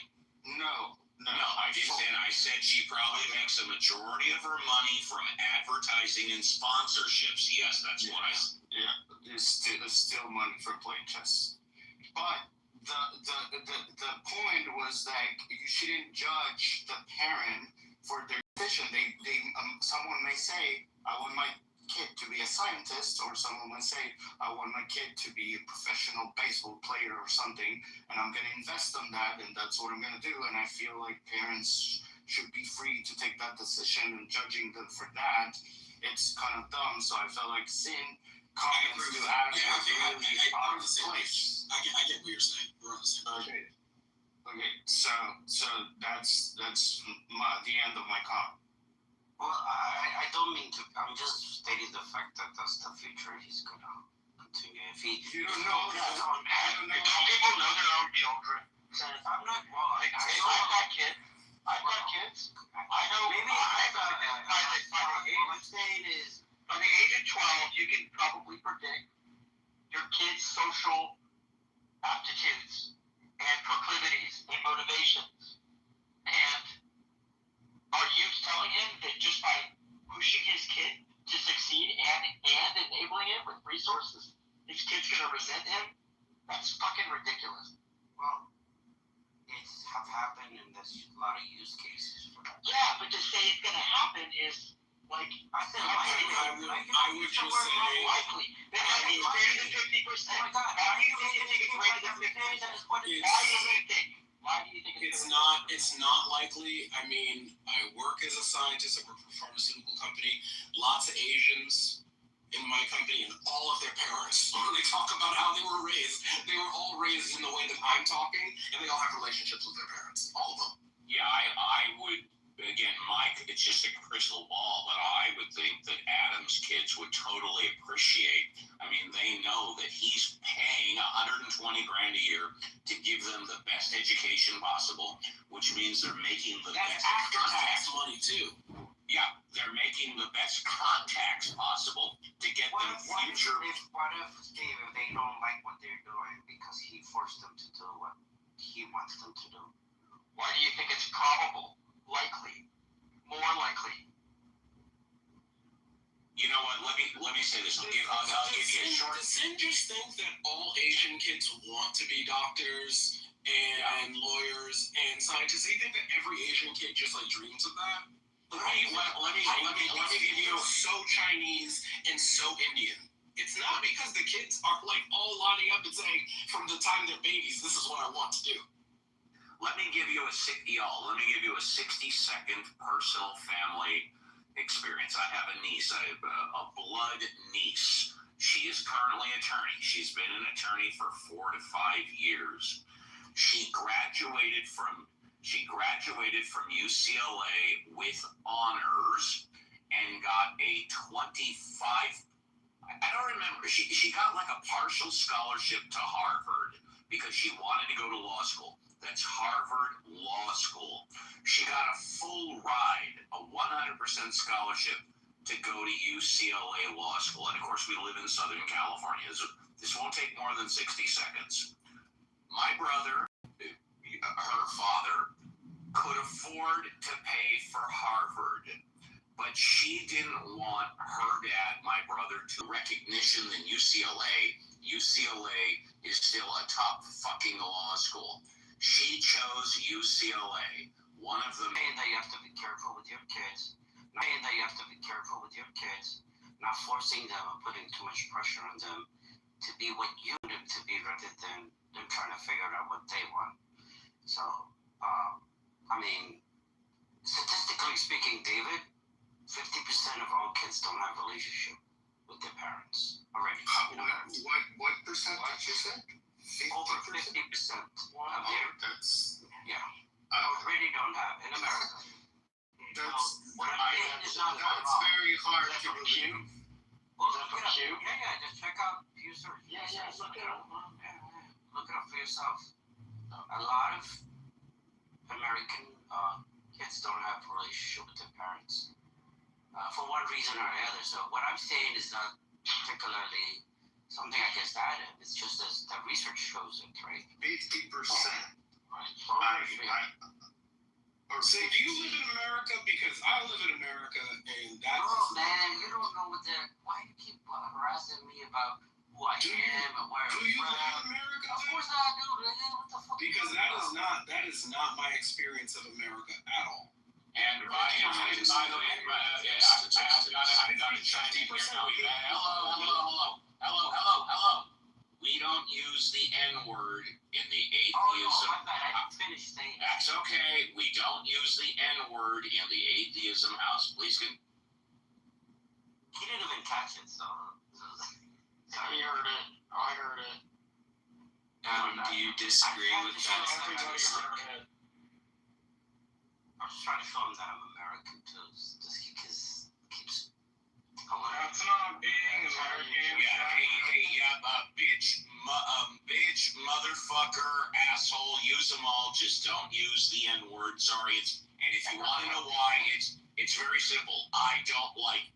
No, it's fine. It just had to come up because I was just getting frustrated. But I apologize for that. I don't want to big it. Sam, where did you get that statistic? Well, let me look it up and I'll give it to you in a nice type. It actually doesn't surprise me if that statistic is accurate. I mean, it's probably hard to get good statistics on something like that, but I don't think it's, especially between boomers and millennials, there's a lot of broken relationships. I mean, I did a quick search at ChatGPT, and it says 16% of American adults say they are currently estranged from at least one parent. So if you less than 20%, even less, Which means that 85% of them get along. Yeah, I mean, out of every 10 people, 16% is still very. If you're a parent, I'm sorry. Did I hear 15%? Yes or no? Curly said 16. Oh, are you saying 60%? 60? no, I'm thinking That's glass half full, and I appreciate that, Steve. But if anyone who's a parent and raising young kids and putting their heart and soul into the life of these children, you would feel concerned about 16% risk of losing relationship with your child. I would think that 84% success rate is pretty fucking good. From a parent's perspective or from a Yeah, statistics perspective? From a parent's perspective. Are you a parent? Well, I said 5 minutes ago, and it's okay if you didn't hear it, that I raised 2 kids. They're both in their 30s, so the answer is yes. Okay. Can I just say that estrangement or that 10 to 16% is only a 1 to 4 year period in most of those cases too. So it's not a long term in most of those cases. So yeah, you can say that it's up to 15, 16% don't have a relationship, but it doesn't last forever in most cases. Yeah, I didn't even bring that up. Is the 15% for life or just temporary? I didn't even ask that. I want to ask a The original claim was over 50%. So I mean, let's just stare at the receipt, send. Where the fuck did you get it? Yeah, okay, Comrade. Okay, everybody go on mute. Comrade wants to interrupt the entire conversation. Go ahead, Comrade. Go ahead. Sin, so I noticed your profile picture is a chimpanzee and you use the N-word. Are you black? So yeah, getting back to the 26%.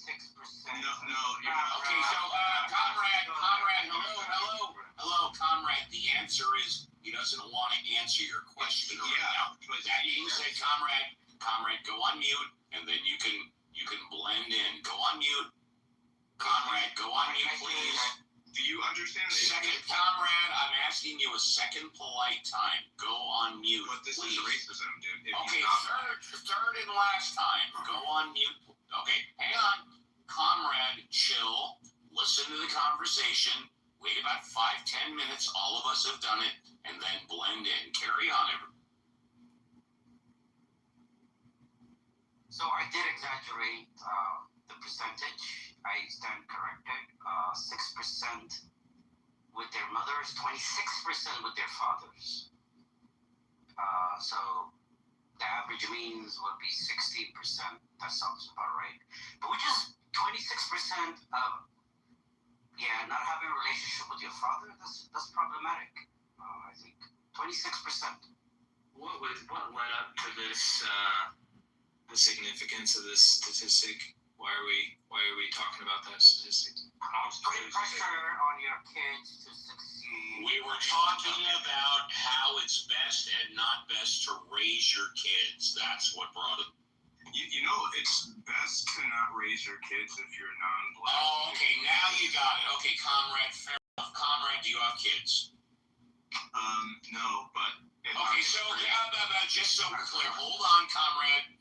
So you have no experience raising kids. How long, Comrade? I'm not done with you. I'm not done with you. How old are you? I'm 34. Okay.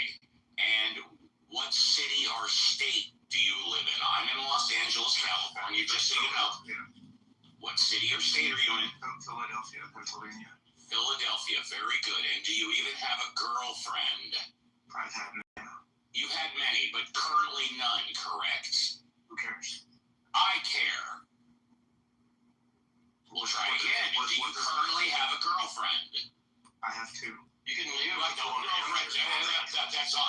That's all I need to know. And comrade, I've been in workers' compensation, employment, and labor law for over 30 years. What is your profession? What do you do for a living? Public health. Public health. Can you be more specific? I'm a peer outreach specialist. I'm sorry, you're a what? A peer outreach specialist. What does this have to do with I'll tell you what this has to do with, because you've been making comments about those of us that have children, and yet you have none. So what when did I do Please be more, I answered your question. Please be more specific. What is it that you do, a peer outreach specialist? What does that mean? I support people who don't have homes and struggle with substance use disorder. And are you employed by the government? Not directly, no. Well, not directly. Are you privately employed? It's a nonprofit job. It's a nonprofit job. And when do you expect to have children? I may or may not. Okay, very good. What I suggest you do then, since you do not have any immediate plans to have children, is to listen to those of us that do have children, let me finish. Steve, why are you so mad? Yeah, why are you so mad? Let me propose this question to you, Steve. Sure, go ahead. Ask your question. For you, with kids, I think you'll agree with me. Do you think that we should discourage non-black people or people at all from using the N-word? Okay, go on mute. Thank you for the question. Are we just... we're done for now. Go on mute. Wait, can you read? Go on, Steve. You know what? Why are you so upset? Steve, come down. I didn't hear him. I had a break in my connection. Very good. Ask the question again, because JCC wants the question. No. Conrad was saying something. Imagine what? Imagine this. What? I asked him to repeat the question. Go ahead. Yeah, I said, would you imagine allowing your children to say the N-word? You said non-black people. No, that is not what you said. You said non-black people. Steve, I then extended it. You said non-black people, right? Steve, be honest. Don't lie to me. Don't lie to me. David heard what I said. Don't lie to me. You said non-black people, right? You said both. I said both. Okay, so let's take it a third and last time. Ask the question one last time. Why are you having me repeat it? Why are you crashing out? I'll tell you why I'm asking you to repeat it and why I'm crashing out. I would not allow my child to use slurs like that. Of course not. And the question's not even directed to Steve or anybody else. It's directed to Sin, who not confirmed whether or not he is black. And he used the N-word against a black person on the stage. All right, fair enough. Stop. Why are you cutting me off? Because I own the house and I can do whatever I want. If you don't like it, open up your own room. I'm very surprised at you, Steve. I don't know why you're acting like this because... Really? Do you know me? Yeah, I would expect you to be disgusted. When was the last time we spoke? Adam is black. Conrad, when was the last time we spoke? I'm not sure. I don't know. Well, then how do you think I know you? Wait. I am confused too, Steve, why you're acting like this. Wait, why are you? We were discussing parents and children. You, Steve, not the other way around. And there was something said about what's best for parenting children, and there were some percentages about losing, relationship with children. Where'd that come from? I'm curious. Adam and Sin were engaged about parenting and pathways and affordances and constraints, and Sin declared Adam's parenting style to probabilistically be to more likely than not his children would not talk to him. Oh, wow. Okay. That's a bit extreme. Wait, really? How do you know you talk to... I didn't like that. I was just giving it the... Be talking about fucking old man? The synopsis. And then I'm presuming... Synopsis and Sin used the N-word. Right. I did not use the N-word. I used the N-word. Okay. So Steve has a hard, fast rule. That is not to be... Yeah, and I did. I sort of halfway said it. I didn't fully... You fully said it. You fully said it. Sin apologized for it. He did not apologize for it. And again, He's denied it. As soon as you deny it, you're apologizing. Wait. This is the most important thing. This dude has a chip as his profile picture, and there's no evidence that he's even black, right? So sure, no one should. Are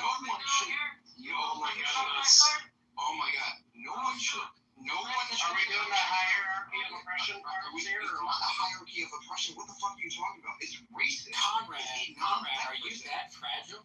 Are we joking? As an adult man, are you Do you know from hearing? Do we not know the history of JCC, you're let out of the cage. JCC, you're let out of the cage. Do we have a bunch of white people defending non-black JCC, control this shit or I will.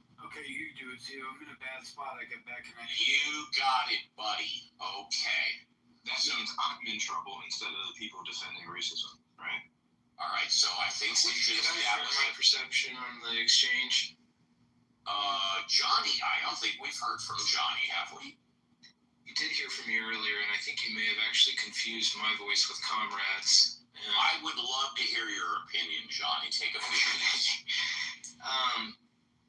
Sin used a word none of us are a fan of.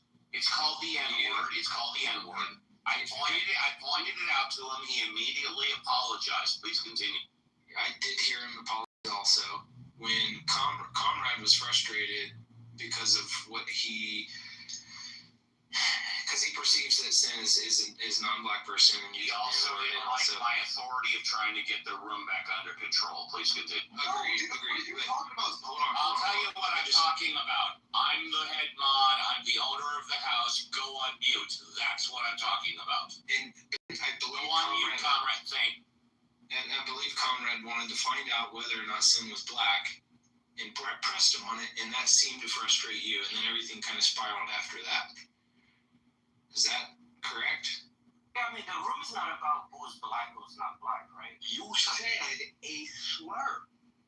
I did not use a slur. Yes, no, I did. Because I don't consider it a slur. Didn't I just say he apologized for it? Let's move on. He apologized for it. If a white person says the N-word, or a non-black person says the N-word, it doesn't matter if they apologize. Sin, just say you identify as black, and then you can say it. That's all you have to do. Just say you identify as I did not call anybody that word. I just move him to the audience. Okay. I'm sorry you moved to the audience. I move Sin to the audience. Well, you're the super mod. It's on you. Okay, so I mean, it's my house, but you're the super mod. You can do whatever you want. So we can. I think that it's a good rule. We don't want people to using the word. It doesn't matter if it's a good rule. It's a rule, period. Don't do it. And we need to try to discourage that kind of behavior. We can go back to the conversation, which was if parents have the right to essentially decide what to do with their kids. I mean, it was not the original one, but it evolved into that.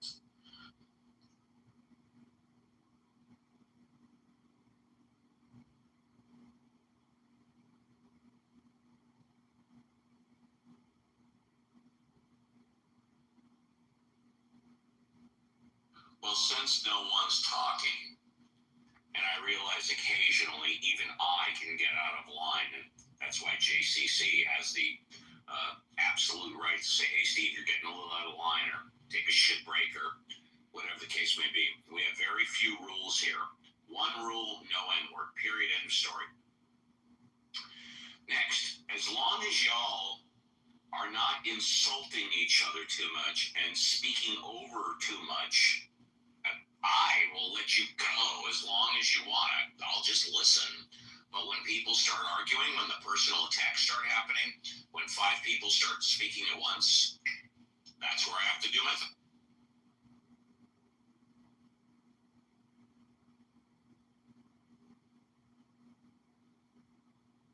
What do you guys want to talk about? You guys want to talk about the same teaching or secularism?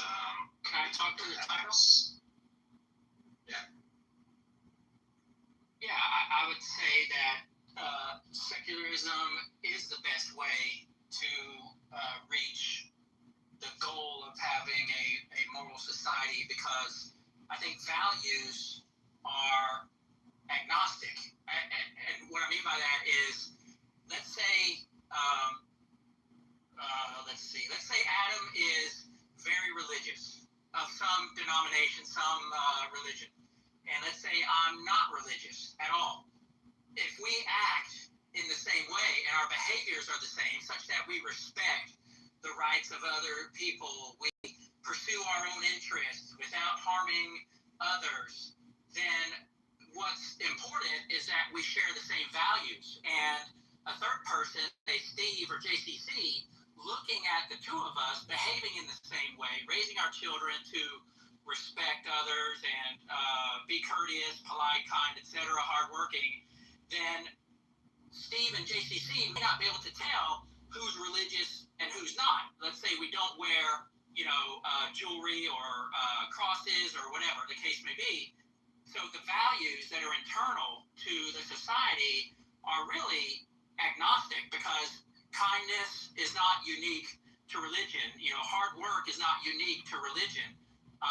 The values are independent and shared across, religions and societies. So I think being secular allows people to behave with a moral compass independent of any specific religion. If I want to be religious, then I can do that, but the behavior, that's observed is still the same.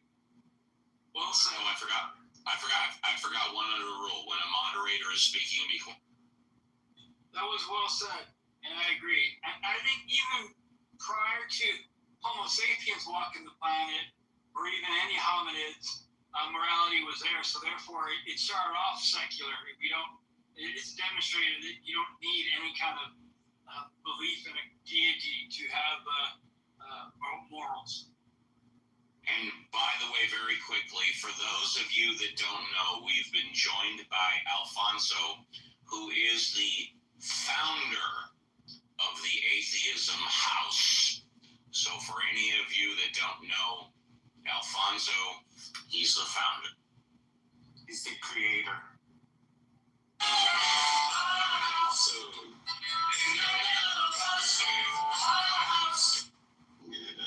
Nice. I didn't want to end Alfonso is our. What's that? I didn't want to interrupt the mod, but it's all right. Thanks for creating the room, Carlos. So what's the flaw in my argument? If I'm saying that values are agnostic, an argument. There is no flaw. It's I gave you compliments. It's a great argument.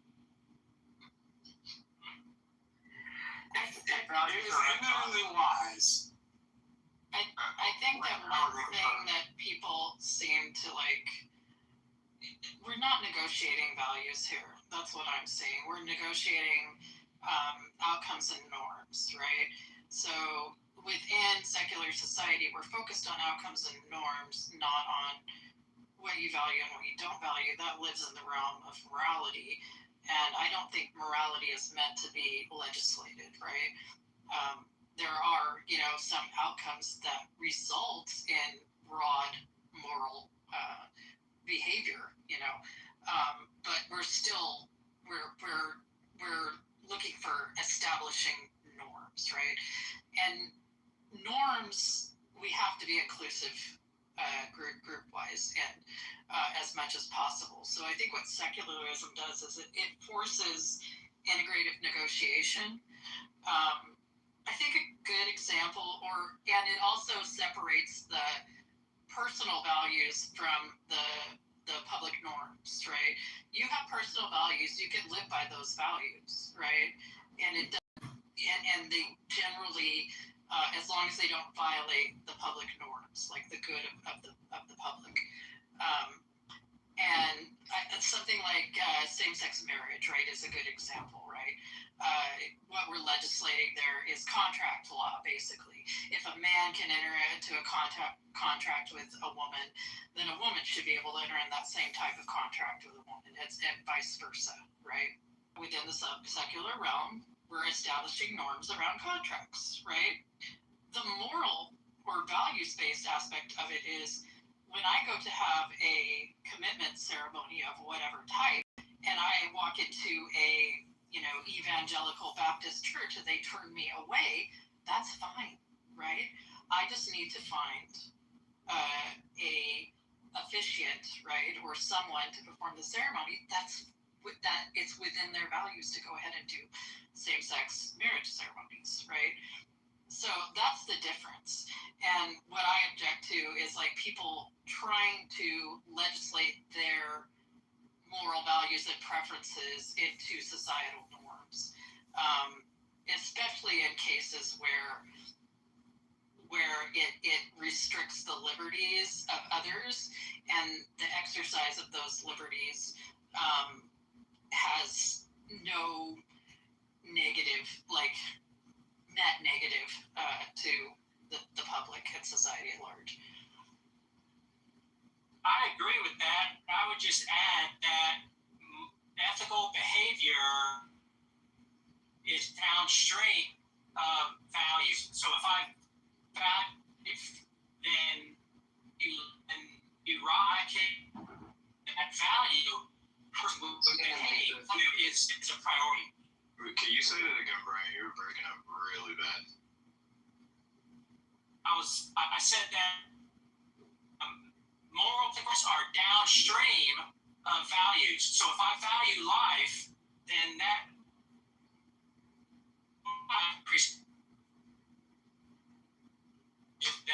priority value. So it sounds like a tautology. I mean, I'm not trying to cut them off, but to just shift it and say, well, your values are your morals. What have you really said? What informs your values? Can you be more specific? Yeah, what I'm saying is you have to start with values, and primarily you have to start with valuing the conditions around you. Well, the most fundamental question you have to ask yourself is, do I want to live or not?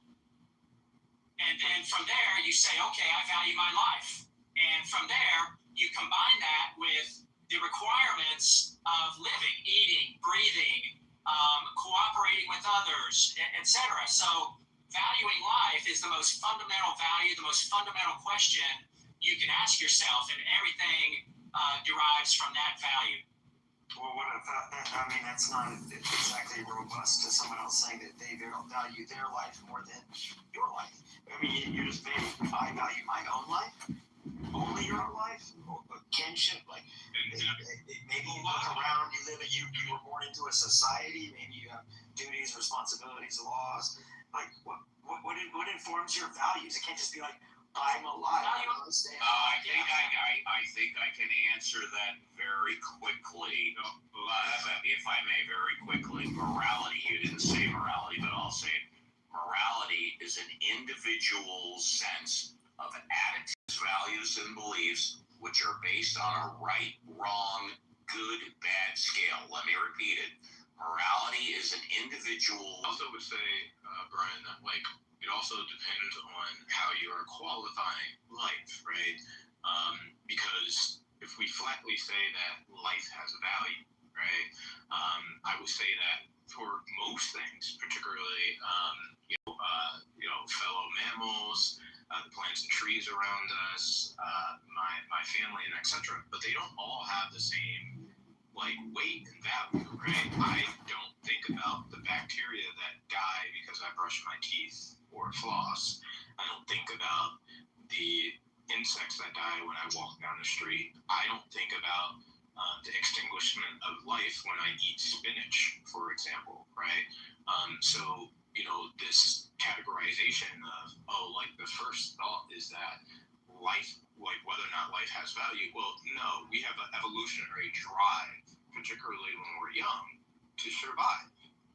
So that we can reproduce and pass on our genes, right? This is a drive that most life forms have, right? This then gives us a base psychologically to try to defend or fight for our livelihood. Now, when we become social and we start interacting with other individuals or living things that have similar levels of autonomy to ourselves, right? We have to kind of deliberate and communicate with one another when it comes to the battle for resources, land, and space so that our lives can be stable, right? And over time, as we live in collectives, the conditions at which we engage with one another to ensure our collective health or the health of us as individuals eventually becomes ethics. Because there are people who could just take away from other people to ensure their survival more, or to kill other people and things to ensure their survival, right? That would make sense evolutionarily. But that's not necessarily the right way to go about life and to engage with other individuals that have an equal level of autonomy. I think that what Brian was saying, I'm sorry if I misrepresent you, Brian, but this is my understanding of what you're saying. It's like he just gave an example of something he values, but the way you derive your values is just very personal and subjective. People can derive values differently. What I think something that's important, what Cora says, is like the outcomes can help us to go back to our values and adapt our values. And that's the benefit, I think, of secularism versus non-secular, say, morality. Because if you're not willing to make changes and adapt given your outcomes, then you're just like stuck into this, into this particular framework that those are my values and they can never change. But if you see the outcomes and start saying like, well, maybe we can adopt and become better and improve our values so that we get the outcomes that we value. Yeah, what I'm saying is, I think you kind of got it in reverse. I think instead of starting with a value and then interpreting everything through those values, you should do it the reverse. And the last category is applied ethics. What should you do? Like that stuff. Steps of research. Applied ethics. Like applied ethics. And I think you should. What I'm saying is, facts are instead of the fact. you decide that you want to live that's as a human being. And so, comrade, I agree. I should have clarified human life is more important because of the type and nature of our sentience and consciousness. So we can decide, not to live. We can decide what to live for. But underneath that, more fundamental to that is, do I want to live or not? And so I think that's the most fundamental value, the most fundamental question, because you don't care if you die or not. Yeah. But if you do care, then you have to follow the facts of nature. You have to obey the laws of physics. You have to obey the requirements of human nature to survive. And from there, the rest follows. But so for instance, there are nihilists. I don't know if you know what nihilism is, but nihilism just means that things don't have intrinsic meanings, don't have intrinsic value. So you're just kind of begging. You just be forcing these people to conform to your norms, to your values. That's the entire goal they were trying to. No, they can choose not to live. If someone is a nihilist and chooses not to find meaning or not to pursue his or her own life, then that's his or her choice. Well, there's also accept the value of life. And before you go, comrade, firstly, I got your private message. Thank you for that. My answer, generally, I don't read the group chat because, in all seriousness, and I mean this sincerely, I have an eyesight issue. I can see, but I'm visually challenged. Last but not least, Conrad, I appreciate what you said about 2 minutes ago. I thought it was very cool. I agreed with a lot of it, and I think although you and I got off to a rough start, I think you and I are going to just be fine. It's a pleasure to get to know you. Go ahead, Steve, we know each other. Well, I asked you when was the last time we spoke. You said you didn't remember. No, I said it's been a few months. Oh, I'm sorry. Well, I don't remember. Go ahead, buddy.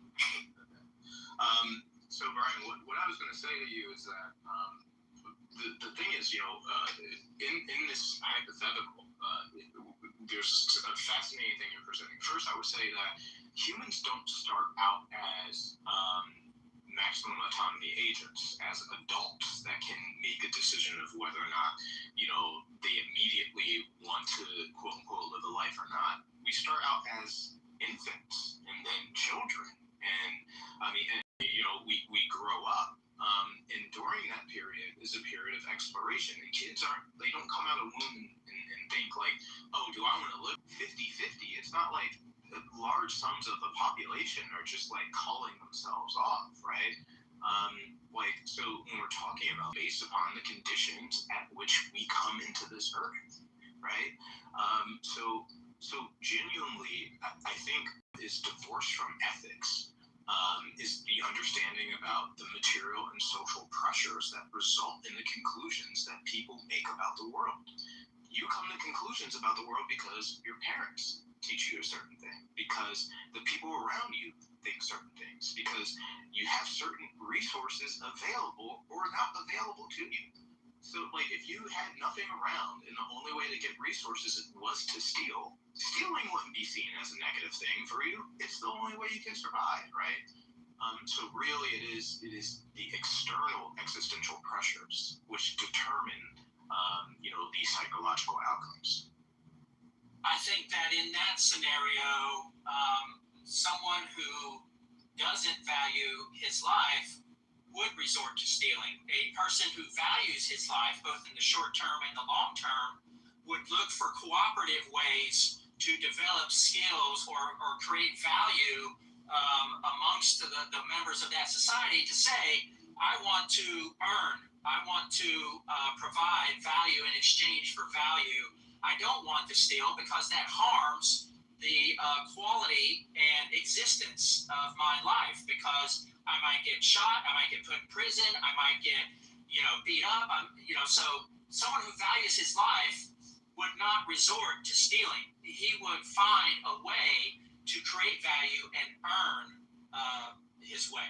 Well, I mean, it depends on how you qualify stealing. Like, for example, if we talk about, the billionaires that exist on the planet, the vast majority of them, there is no fucking way they could have accumulated that amount of wealth without the exploitation of other individuals, right? Some of the wealthiest Western countries on the planet got that wealth from the resources extraction. Are you sure you want to die on that hill?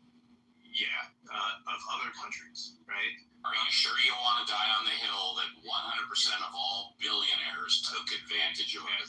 That is not what I said. Okay, what did you say? I said the vast majority of the majority. Okay, go ahead. And there are countries, right, who became through imperialist means, through extraction. That is completely different, right? And of the different character of the person who is starving on the street and steals bread. And also, again, it depends on the character of the stealing. If let's say a business throws away a bunch of food, let's say they're throwing away a bunch of food and they put it in their back garbage bin, and you go and you trash pick from that's technically stealing that from that building. But what if you need food, right? It's not a question of whether or not they value their life. It is a question of necessity and them extending their lives, and also a question of the collective morality of the society that you live under. It's not that cut and dry. It's not that black and white. I mean, they might not value honesty, which I think is the most very common thing to happen. They don't value honesty. It's not their life that they don't value. Someone who is very poor and to survive, then they need to steal. I agree, that's not dishonest. But then there is another example that your life doesn't depend on it, and you still want to steal because you want to have more money or car or whatever you're stealing. You just want to have it for you, and you can steal it because you don't value honesty. Yes. I think what Brian's saying is kind of dumb. I'm a middle child, had a younger brother, an older sister, and growing up, my mom raised the three of us, fired up, and she did her best job, but we didn't always have food. My brother often went hungry, and we were best buds. He would tell me, I'm hungry, and a lot of times my mom wasn't around. She's working a bunch of jobs, and so I'm kind of responsible in some kind of ways. And he would tell me, I'm hungry, what can we eat? We would check the kitchen and find that there's just fucking nothing in there. Okay, so me, of course, I'm a child. I don't have any money, so I would go to the store and steal fucking bread, okay, and peanut butter so that we can make a sandwich for my little brother. All right, Now, if you're going to tell me that I don't value life because I did something like that when I was a child, well, fuck you. I'm sorry. I love you, Ellie.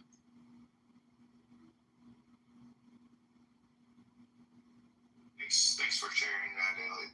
Sorry you had it rough.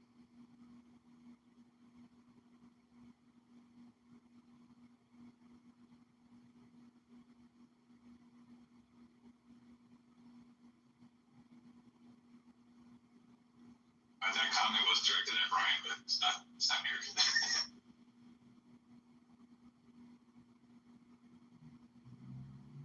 Yeah, I think his PFP was a Bible verse. I think he has like a religious view of what morality is. Put him in the stocks. I think the other thing is like the way he like framed nihilism. You know, recognizing that something has no objective or intrinsic meaning, right, doesn't immediately mean that you like don't value things, right? It just recognizes the fact that all of that value comes from subjective preferences, and the meaning comes from the meaning that you choose to give it and build around it. So you can value life as a limited resource, right? It's not a gift from a supernatural being, right? that objectively is good, right? It's something that you analyze situationally. And yeah, do people commit suicide? Sure. When their life, right, ceases to provide them with any sort of like value, that's where they get to that point.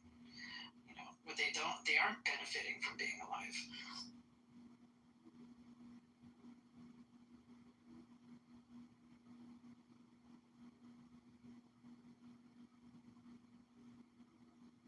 I think I also found it quite odd. Like, he's not the first person I heard make this argument, but like this kind of thing where you have to choose whether or not you value your existence, as if that's an even that. Like, there was never a point where I woke up and I was like, oh, I'm choosing to,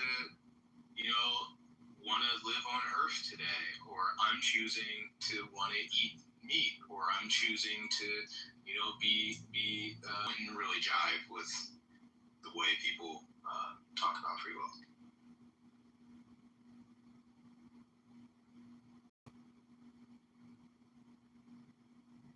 By the way, my brother is doing extremely well. So he's been in the military for 19 years now. He's married, he has 2 kids. He's one of the best people. One of the best people I've ever met. I'd stack him against any of you others any day of the week. He's just an extremely upstanding human being. And I'm absolutely glad that I did what I did. Yeah. I'm also very proud of my brother, and I think he's better than your brother. I was going to say, you should think the same thing about yourself, Elliot. I've met a lot of people throughout the interwebs, and you're a pretty upstanding individual. And I kicked, what's his name, for his comments in the chat there, Conrad. Oh, I didn't even see what he was saying. He fucked himself even more so in the genocide chat. Yeah, no, I knew as soon as I saw the chimp profile picture that he was definitely a racist troll.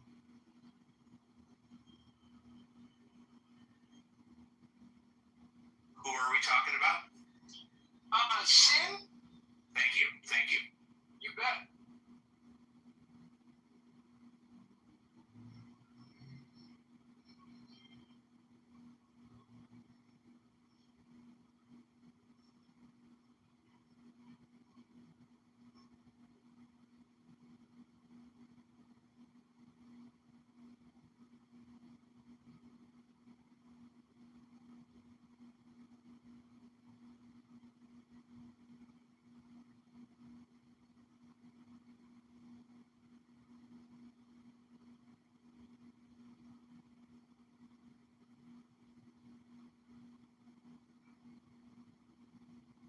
Yes, and comrade, please forgive me. I'm getting old, but that's no excuse. I don't remember our conversations from a few months ago. If you wanted to refresh my memory and tell me what we talked about, I'd probably remember it, but I don't remember those conversations. We would debate Benjamin a lot. We would have atheist debate. I met you because you were the only intelligent person in Talking Apes. Thank you. Yeah. I actually, if I may, with all due respect, JCC used to be another intelligent person in apes, but I don't think he goes there too often. I think I saw him a day or two ago, you know. Wait, JCC, you were in Talking Apes. Yeah. What about Talking Apes? You were in it? What do you mean I'm in it? I didn't know you went to the Talking Apes. Oh, yeah. I'm not a member of their house anymore, but I go in there on occasion. Jesus Christ. They're a bunch of dumbasses. Yeah, it's really that. And if you really want to be blown away, and I'm not blowing at confidence, Cora used to go into Talking Apes every so often as well, but she hasn't been in there in a long while because, and these are my own words, they fucking kicked the shit out of her, and I was totally pissed off about it. They probably kicked her because she was a woman that was smarter. They kicked the shit out of her because she's an intelligent human being, period, end of story. That's my humble. They're really sexist and homophobic. Yeah, there was a huge degree of misogyny involved.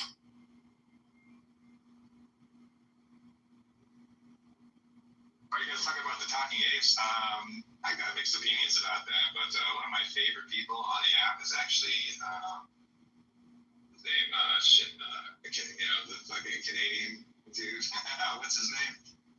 Jeremy, aka Cypher. Jeremy. One of the main reasons I like to go to the Talking Apes group is just because Jeremy will be in there just talking about anything. He's very entertaining, but also, and you can quote me, get your tape recorders ready, he is a motherfucking piece of shit a-hole. And you can repeat that I said that, and I'll give you examples. He just recently advocated within the past 48 hours that he endorses an abortion at 8.5 months, number one. Number two, he endorses male children, that would be children under 13, required to get a vasectomy. He endorses male kids under 13 being required to get a vasectomy. You can quote me, you can tell anybody I said that. Wait, why? He is a motherfucking asshole. Why does he advocate that? You'll have to ask him. Given what I know about him, I'm kind of tempted to say that he's trolling you. That's his modus operandi, to troll people. But I mean, on the other hand, he might actually believe. Yeah, no, fair enough. He's trolling, but he said it. I verified it. If he's trolling, he's trolling, which again is why I consider him a motherfucking asshole idiot.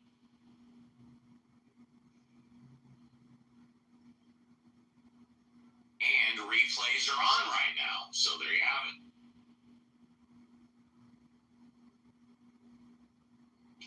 He's definitely an asshole. I've told him that much. Wait, replays are on? Oh, I thought they were off. There was someone from Iran here before, and I said they were off. I see replay hidden from profile. Is that just like it hides it from the profile, but it's still recording? Does anyone know of the mods how we can prevent this from this replay from going up? Yeah, you might have just turned it off on your profile. Just go to the three dots to the right and go down and find other replay options and then turn it off.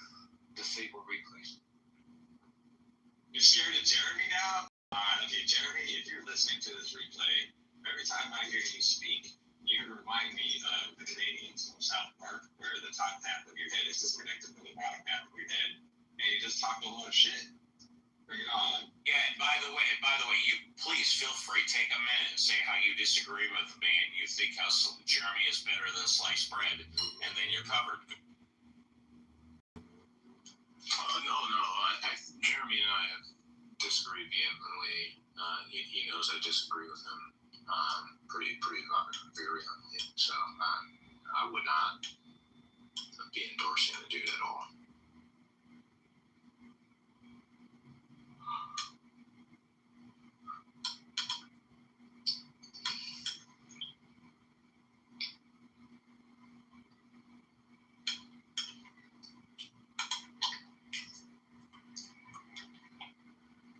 Yeah, I've got nothing to hide. I used my real name first and last. That's my real picture from last year. It's AI, like about 10 or 15%. And I'm very careful about speaking when on Clubhouse, because I know anything and everything can be recorded. And Jeremy, currently known as Cyberpunk, says a lot of things which I confirm that he says he believes in. He might be lying. But based on those things, I find him to be one of the biggest pieces of shit motherfucking assholes on the...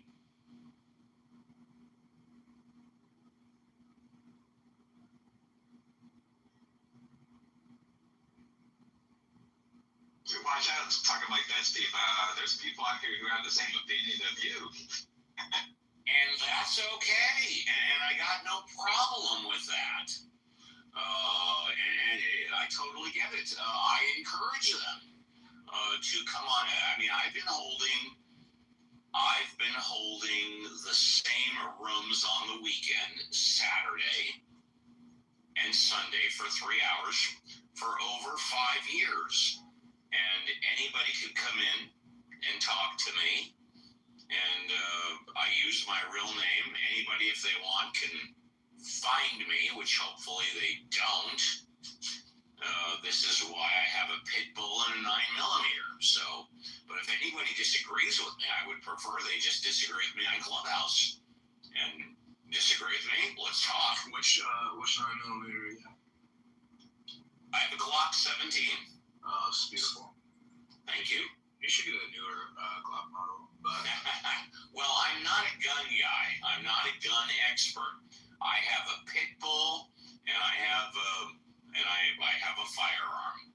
And I mean, if anybody comes into my home and they're not allowed to, they're going to get either eaten or shot.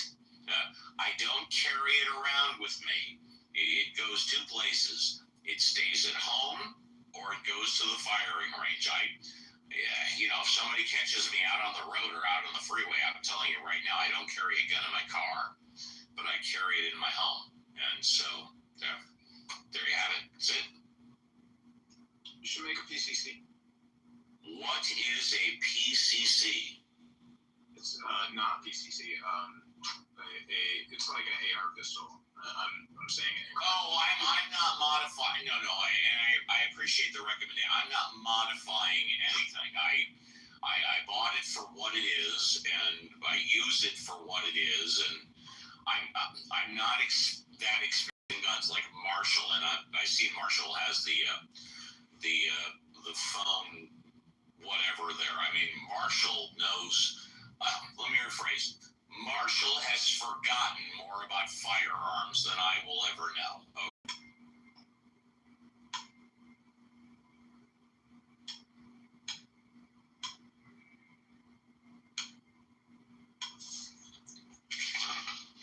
Steve, if somebody tried to mug you at the Ralphs, they'd probably get a lesson in employment labor law. Yeah, right. No, I'll tell you what they would get. They would get under $50 in cash. They would get my credit card, and they would get under $50 in cash, and they would get my credit card. And that's it. You shopping list. And my shopping list. Yes, exactly.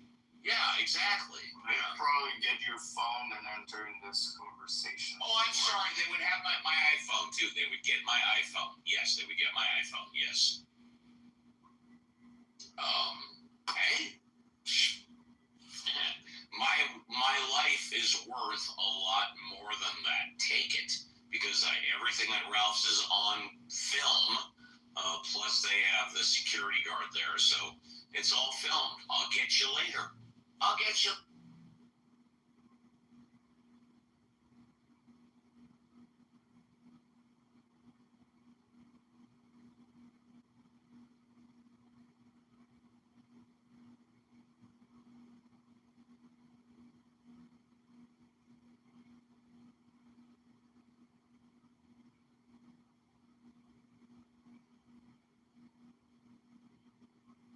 Thanks for fighting for your little brother. That's cool. And the rest of your family. Been in similar situations too. He's my baby brother, man. What else am I gonna do? Now he's a special forces medic. He's gonna retire pretty soon. He's basically just doing training that goes around the country and he trains. There's only a handful of people that do that. Oh, that's cool. Miguel's in the audience. He knows about this kind of stuff. He has experience. Yeah, I know Miguel definitely does.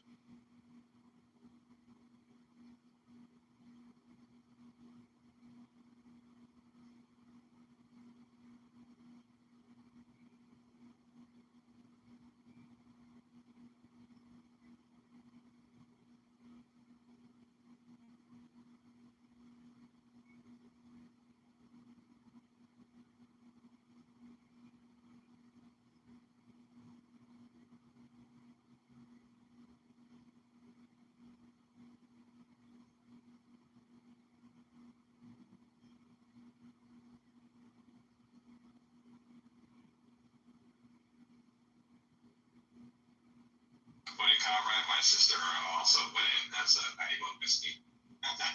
That's what.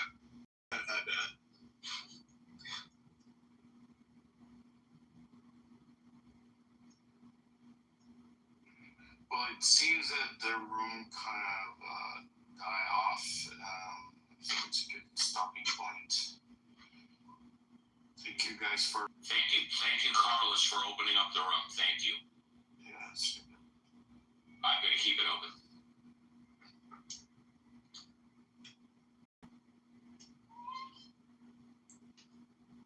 Let's see here.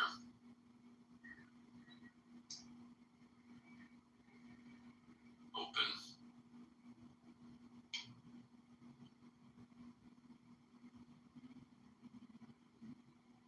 There we go. And let's see if anybody wants to come up and talk.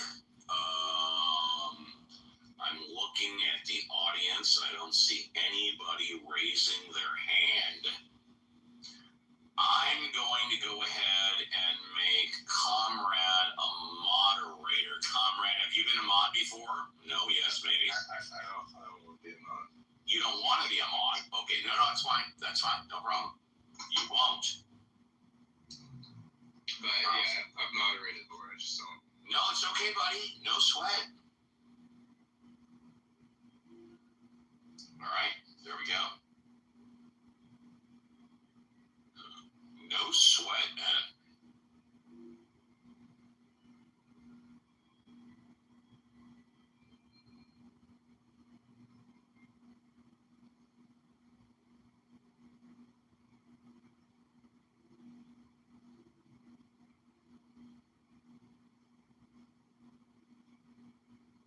I might drop it anyway.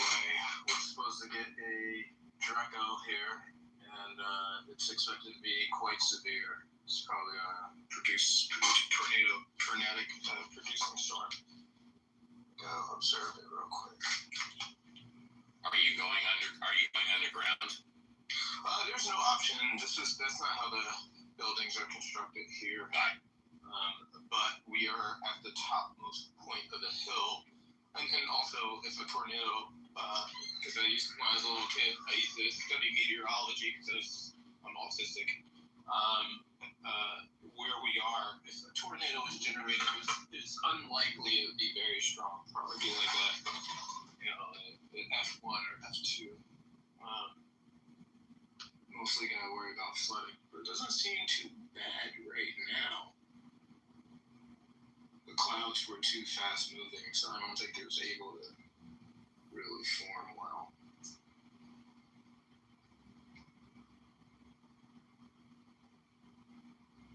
But we'll see.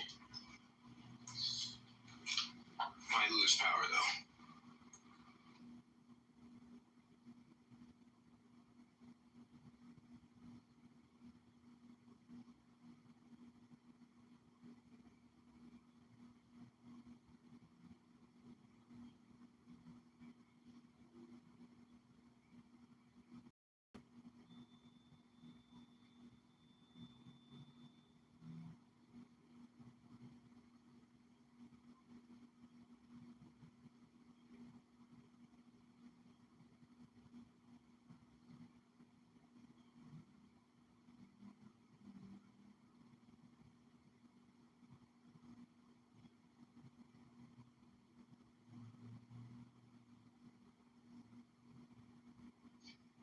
If you get a drink, Alfonso, I was going to say, you are like the atheist muse. You're like our spiritual advisor. Kind of a lot of ways. Steve, did you get a chance to read the AP link I put in the chat? No, I didn't. Do you want a green bean? Not really. Okay, then you won't get one. And the answer is no, I didn't read it. No.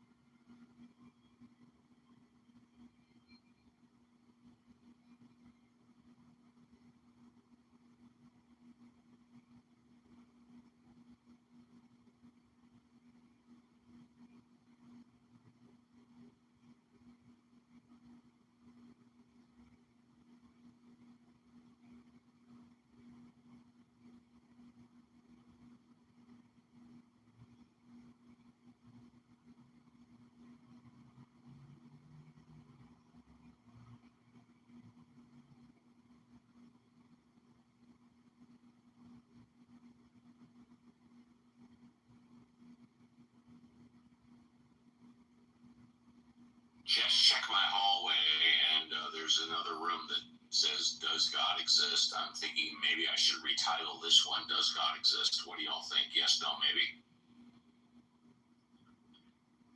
Yeah, go for it.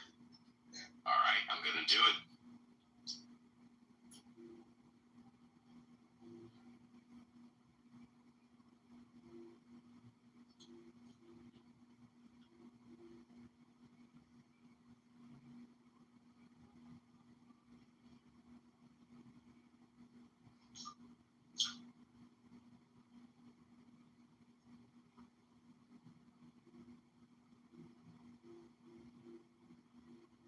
I made it slightly different.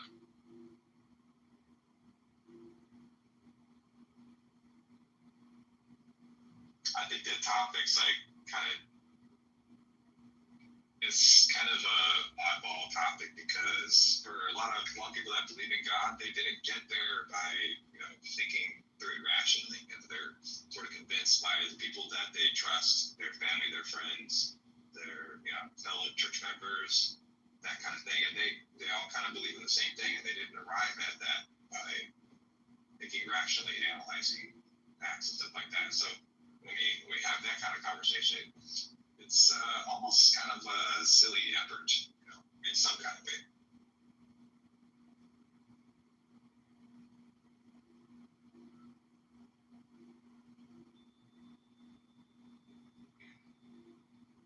I would like a title that along the lines of what knowledge informs wisdom. You know what? I just thought of a new title. I'm going to put it up there, but if Alfonso, you don't like it, I'll change it. I'm going to put up a new title. Hopefully everybody will.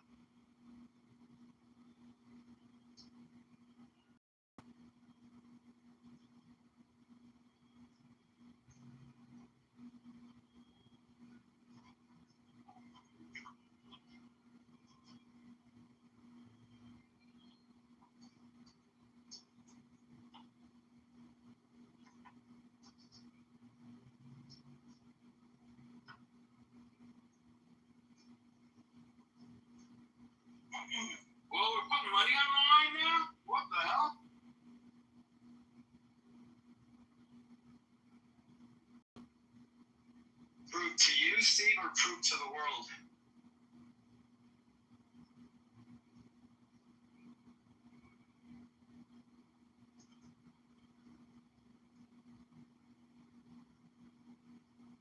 Oh, I would say you can prove it to me or prove it to the media.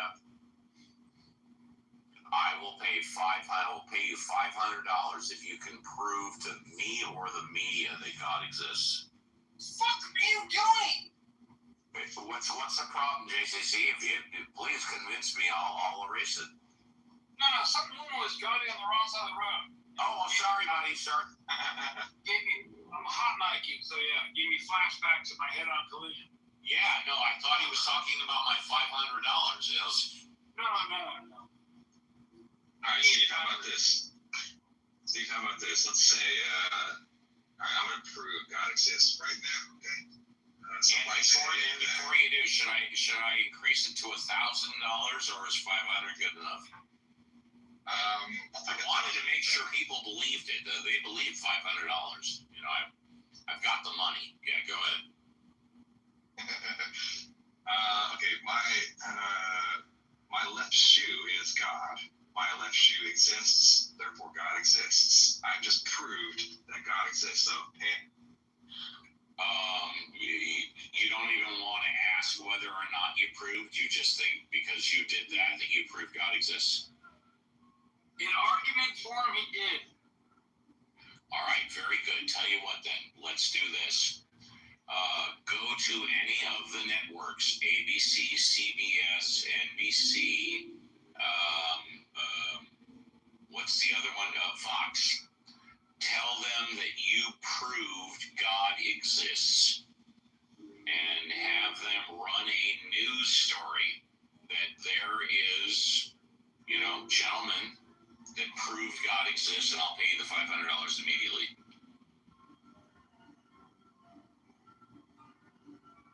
Oh man, if I went on Fox News, we would not talk about God.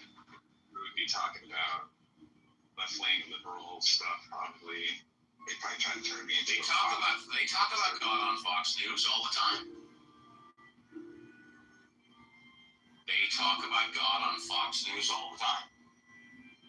One of the things that I noticed that they do a lot, at least on the mainstream, like what am I looking for here? What's the word I'm looking for here? I mean, I'm just figuring that since Fox News talks about God all the time, that if someone were to be able to prove God exists, that would be their first story, right?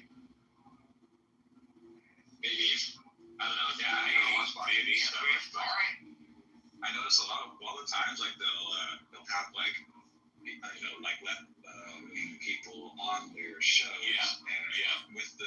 It seems like their goal is to use them as a cudgel to attack the center left. Their goal is to make money, and how do they make money? By selling advertising.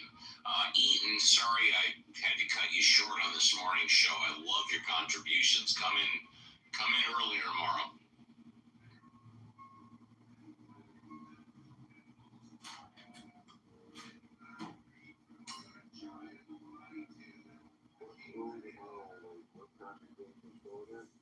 Oh, it's on your mic. Maybe you should take mine. There you go. So what time you're out there in the West, right? I forgot. I haven't been to the app for a while. So what time is your show, Steve? 7 a.m. Pacific Standard Time. 7 a.m. Pacific Standard. All right. So it's about 10 hours. Okay, I got it. So if you're 7 a.m., it's my 5 o'clock in the evening. All right, cool.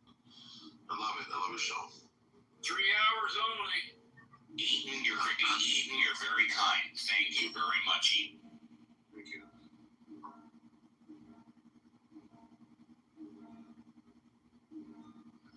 So what's going on in this room? So what are we talking about? We're talking about Aton. It's one of my favorite subjects. What are you up to? It's just Your part of the world. Saturday night here, and I kind of got stood up for a date tonight, so I'm just chilling out. Shalom. Well, she had a good reason for not coming, so that's cool. But Shalom's always good. Shalom's a good idea. Anybody have any cocktail suggestions while I'm here at the bar? Anybody got a favorite? Temple. A Shirley. Vodka martini, shaken, not stirred. Oh, like a James Bond? Was that right? Was this a vodka martini? I know the shaken and not stirred bit that for sure. Shaken, not stirred, James Bond. Yeah. Margarita's always a good hit. Or you like bourbon, get yourself an old fashioned. Well, here's the thing I'm going to probably for a little later on in the conversation. You know, they always talk about who was the best Bond. So, does anybody want to just say quickly was it Sean Connery? Yeah, I think all the alpha males are going to say that. Except for me, I'm going to say Roger Moore. Yeah. Because Roger Moore was James Bond when I was getting into my teenage years. So, for me, it's Roger Moore. That's exactly when I started watching the Bond flicks. So what was that, from 73, I think? He was there from 73 to 85 or something like that. And, of course, we had Paul McCartney, Live and Let Die, which was also Roger Moore. Yeah. The greatest Bond song of all time. But you see, he added something different. And you take Sean Connery, and he's a tough guy, being a tough guy. But now you've got something with Roger Moore. He's like an elegant guy, being a tough guy. And you got like both sides of the coin there. I think it's kind of intriguing. No? Yes. So he's like the intelligent man's tough guy, you know. Also, wasn't Roger Moore the spy who loved me as well, or no? Yes. Okay, so you had Roger Moore, Live and Let Die, and Roger Moore, the spy that loved me. In my humble opinion, the two best theme songs of the James Bond. All right, okay, theme songs. Don't forget Octopussy. Well, what was the theme song? I don't know. I like the. Okay, fine. Because the spy that loved me was Carly Simon, and and also by the way, Roger Moore, his female nemesis was named Octopussy, right? We said that, no? Yes. Yeah, absolutely. Can't go wrong with a woman named Octopussy, please. Good things come in eights. That's right. Well, what's that? Okay, let's go with the Bond girls. Okay, we're already there.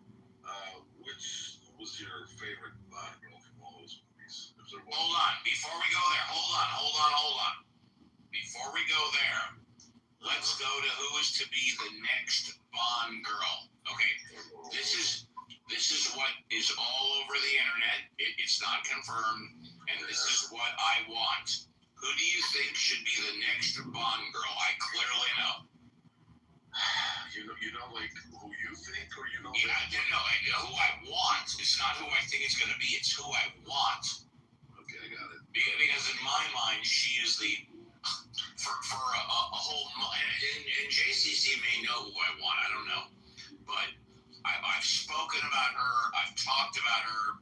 To me, she is the hottest chick on the planet right now for a variety of reasons, and she should be the next Bond girl.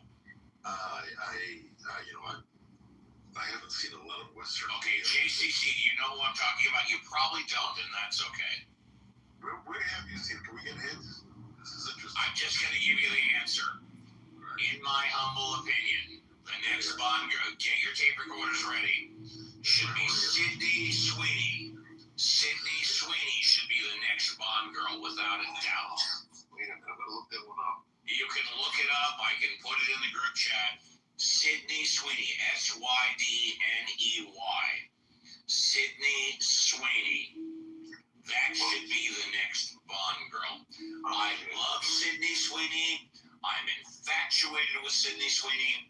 I think overall, she is the hottest woman on the fucking planet Earth. But you know what? I'm laughing. No, I'm looking at her right now. She's got something interesting in her eyes. You know, it's looking at you. And by the way, just so you know, you don't have to ask. Sydney Sweeney is all natural with 0 tattoos. Just saying. Oh, she's a woman after my heart. Unbelievable. Yeah.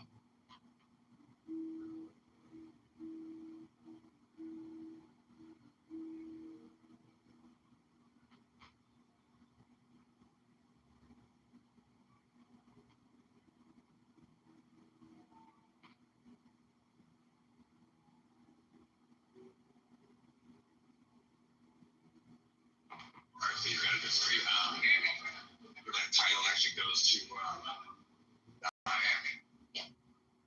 Selma Hayek's got to be like 55 years old. Now, don't get me wrong, I love Selma Hayek. One of the greatest things I ever saw was at the Academy Awards. Both Selma Hayek and Penelope Cruz were on stage together doing an award. I love them. But they're 55 in their late 50s. Sydney Sweeney is in her late 20s. She's got to be 28, 29 years old. You know, if we're going to go with middle-aged Latin women, I never got over my super crush on Eva Longoria, is it? Yeah. Yeah, Longoria. Yeah, and you know what? Longoria. Eva Longoria. And, you know, I haven't done it in a while, but I'm going to do it here. You guys talk for a few minutes. She dated, or married to, what's the name from the Spurs? What, she's married to who? One of the Spurs players. Right, okay. I know. I forgot his name. He was one of the shorter guys, point guard. Yeah, which kind of reminds me, you remember that group called The Cars? Yes. He was dating, what was her name? Polina Porizkova. Remember her? Yep. Czech model. Smoking hot. Yeah, but, oh my God. Well, is she in some of the videos? Well, I think she is, yeah. Yeah. Total waste if she wasn't, but every now and then they put their women on the videos, like Steve Perry, who had that girlfriend named Sherry or something like that. Yep. Yeah. I think Adam Sandler put his wife in some of those movies too. Why not? And I think that Quentin Tarantino, I met him several times at the Tel Aviv, the Cinematheque, and he does have this hot wife, Daniela, and he put her in a movie too. So there are benefits to being married to some famous guy, I guess.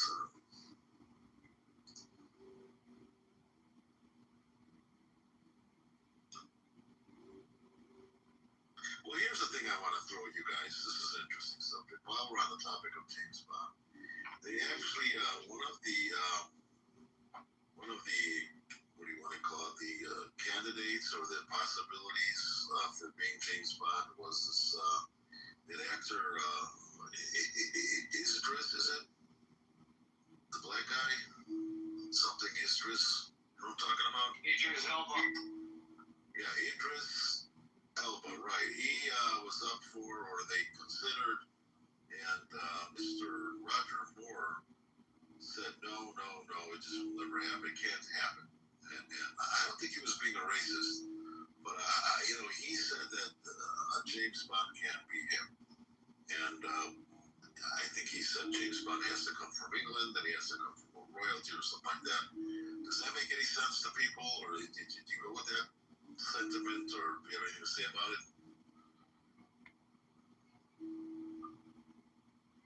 No. Yeah, I heard about that. They were considering Idris Elba for James Bond. I think he could be pretty damn good. He would be sure. I think probably one of the best things smartest things Quentin Tarantino has ever done is to write and direct a movie where he writes himself into the role of putting Salma Hayek's toes into his mouth. Okay, that's him. Oh my God! You know what movie was that? I do remember seeing a clip on that. That's Still Gone, the first one. Oh, that's the one I didn't see, but you wonder about that. The guy, the guy's a big toe fetish or foot fetish, right? I mean, how did she consent to that? I mean, I don't know, but isn't that wonderful? You can write your own scenes. Yeah, I don't know how he did it, but he did it. She's kind of known in the foot fetish world. They have like decent feet, I guess. I don't know. But he doesn't like talking about it. What's his name? Quentin Tarantino. They'll ask him about it and he'll lose it. Go figure. If you're that sensitive, why do you? I don't know. What's the deal with that? What is that? That's like an artistic thing? Because some people say that's just like signature, you're going to see a foot scene in a Tarantino movie. He denies being, anything, obsessed with that, but I don't think you can deny that. No.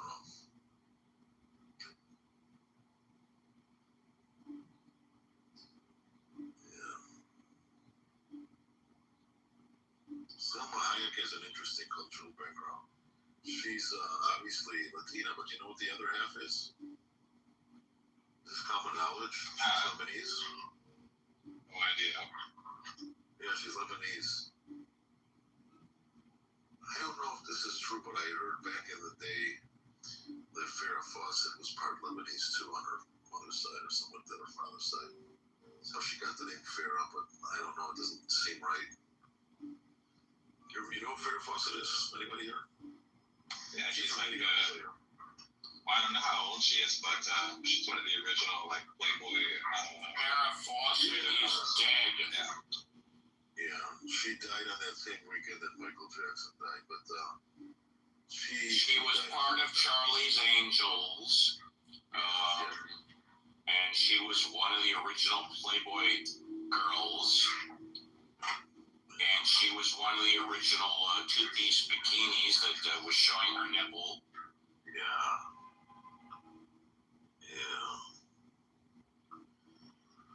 70s icons. She defined Wayne's World, those guys said she defined hairstyles for all chicks for over a decade. Do you remember that, Steve? Everyone used to have feathered hair. Farrah Fawcett was one of the originals of feathered hair. That is correct. Yes, thank you. I posted her in my room. Hell yeah. Oh, who did? Her and the Charlie's Angel. Well, the most famous scene where the poster is in a room is in John Travolta on Saturday Night Fever, where he's like, you can see he's got all these 70s icons in his room. Yes. He had Al Pacino. He had her. He had Sylvester Stallone. And he had Farrah Fawcett. Exactly. That's right. The classic one. She was wearing that two-piece bikini where her nipples were sticking out. Yeah, that's right. Yeah, how that was not going to be a success is that's a no-brainer. How many millions of posters do they sell? Lots.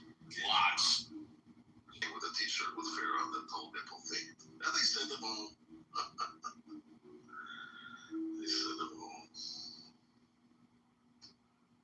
Yeah. I keep forgetting, Steve, if I'm like years older than you or younger than you, and I know that we're very close in the age. I'm 66. Ooh, you're 66. I was born in 1960. Wow. I thought that, you're a few How old are you? No, I don't get near you. I'm 60 even. Okay, fine. Yes, I'm 66, yes. You're a late end boomer, and I'm in yes, I'm a baby boomer, yes. Yeah. I love that generation. I wish I was a boomer. I have boomer envy. No, I just think Well, we're not too far apart anyway. We kind of remember the same memories of stuff. It's not a problem. It's all good. Yeah. Yeah.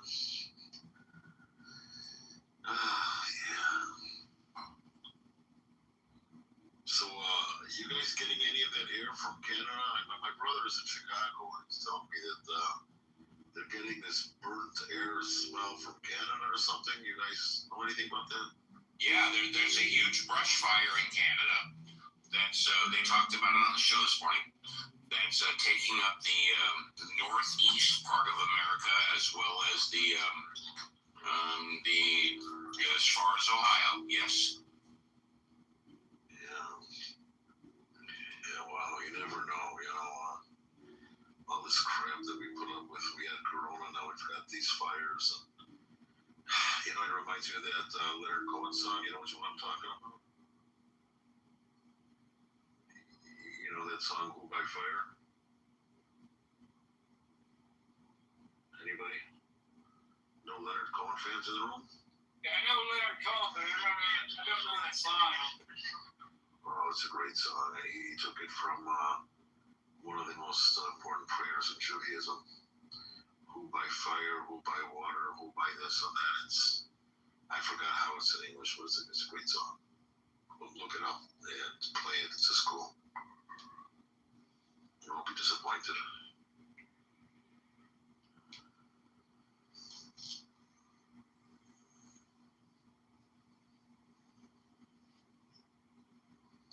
So, let's see, Steve, if you were 9 years old when there was the moon landing, do you remember that?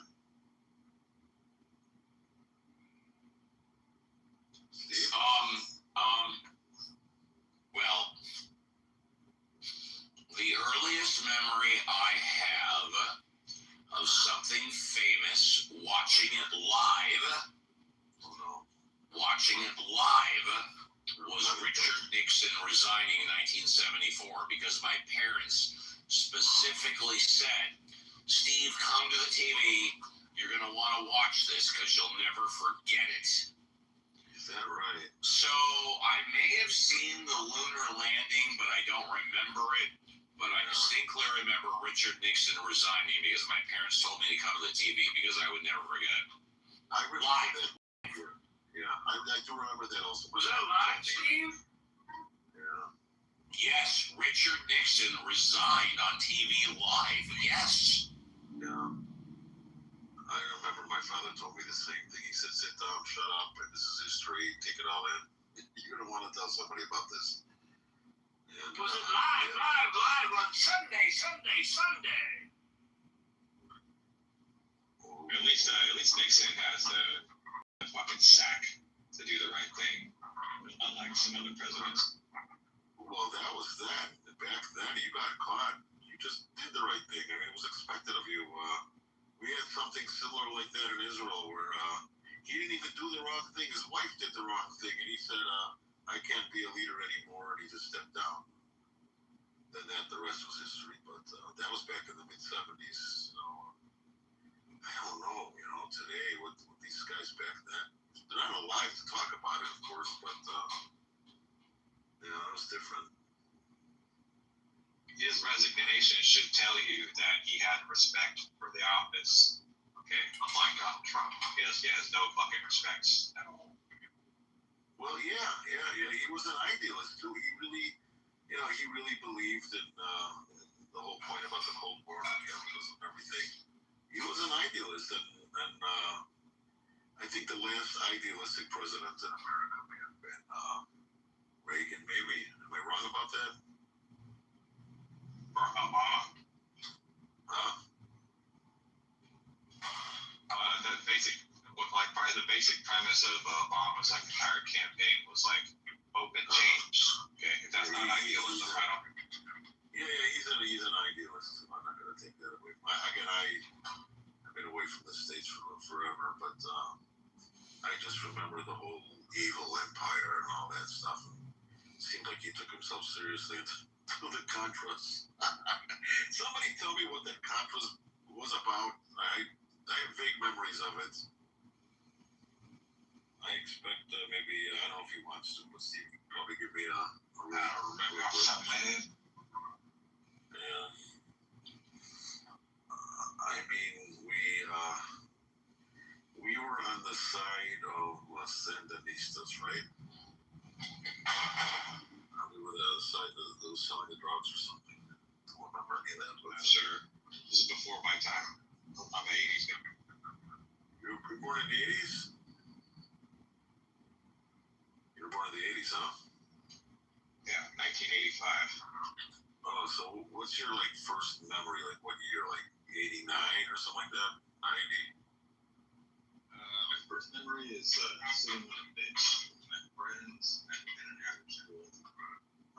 That's my first memory. I remember. Well, I'm talking like TV memories. I think it was the lunar landing because I just remember a ruckus in the house and a lot of guests, and everybody's eyes glued to the TV. And I think that was a lunar landing because that was in '69 when I ran all that. Like I wasn't, very clear-minded to know what was going on.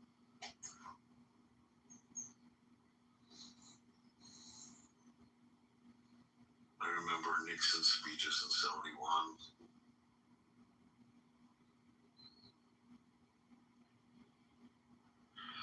I think I remember the end of the Vietnam War. For me, there wasn't a lot of like big end things in the news until I turned 16 and September 11th happened. I still remember that very vividly in the news. And I later joined the military. Steve, I'll bother you with only one question, and I'll let you go. Can we talk for a minute about 70s television shows? You can talk about anything you want. Okay, I'm glad you said that. So, from one almost boomer to a boomer, I'm sure you had your television watching when you were a kid, right? Yes, sir. And back then we did it with the family, like in the evening. We had prime time, right? We had 3 networks. Yes, sir. CBS, ABC, NBC. Was there any kind of shows or any night of watching television that spoke to you that you're like, oh, that's my favorite show. I like this better than the other one or whatever? No, sir. You didn't like TV? I love TV. But they were all good then. Okay. Yes, sir. Okay, I love that. Well, my favorite show, I loved All in the Family. Yes, sir. Oh, I would laugh all week long. Yes, sir.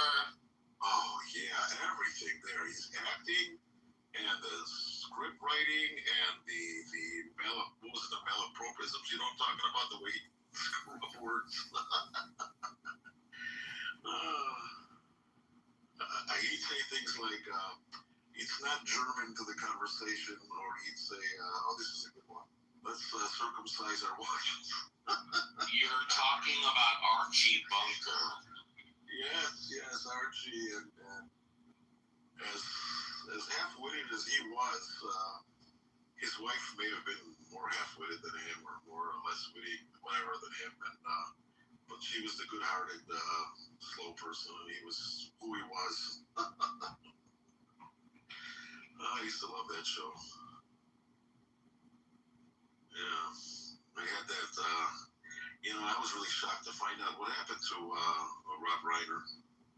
Was it Rob Reiner? I keep getting that mixed up. Rob Reiner is the son, right? Rob Reiner was Michael Stivic, a.k.a. Meathead. Yeah.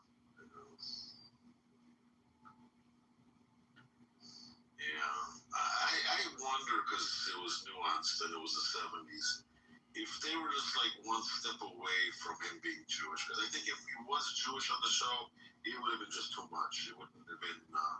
So they made him from Eastern European descent and liberal views and studying sociology. And he's got that look. And I don't know if he's a hippie, and I don't know if they were like hinting at it, but that could be me reading into it. I don't know.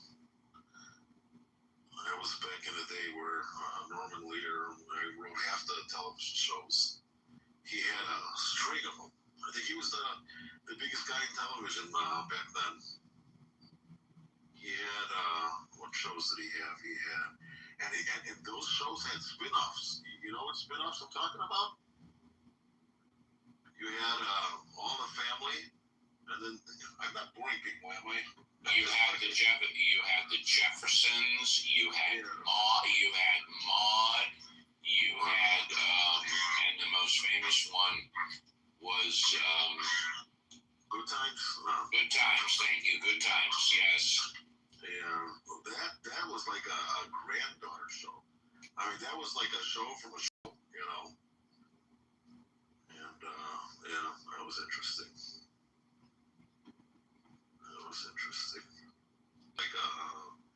Like this, the politics of the day in their show. You know, Mary Tyler Moore was all about the feminism and the woman moving up and being independent and not being married and all that. Back then, everything was like a shocker, you know. Some of the shows I remember as a kid were Star Trek: The Next Generation, Saturday Morning Cartoons. Let's see what else. Yeah, what's another one?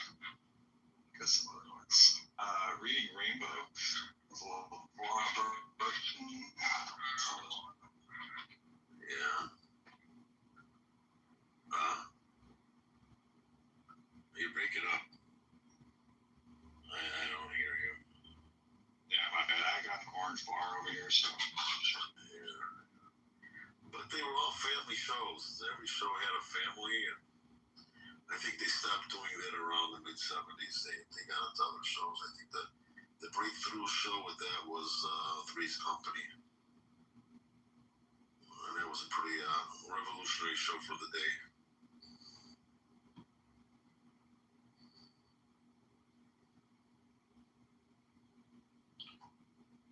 One second, some guy wants to get up here. Machiavelli, are you here? No. Just noticed I gotta plug my phone in. Yeah.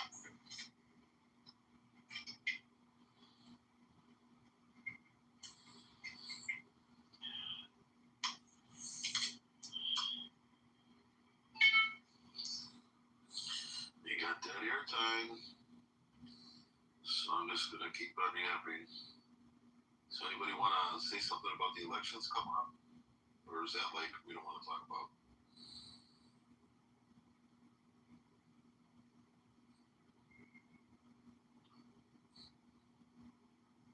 Hey, Alfonso, are you still driving?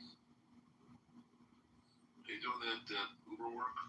No, I haven't been doing that for a couple of months.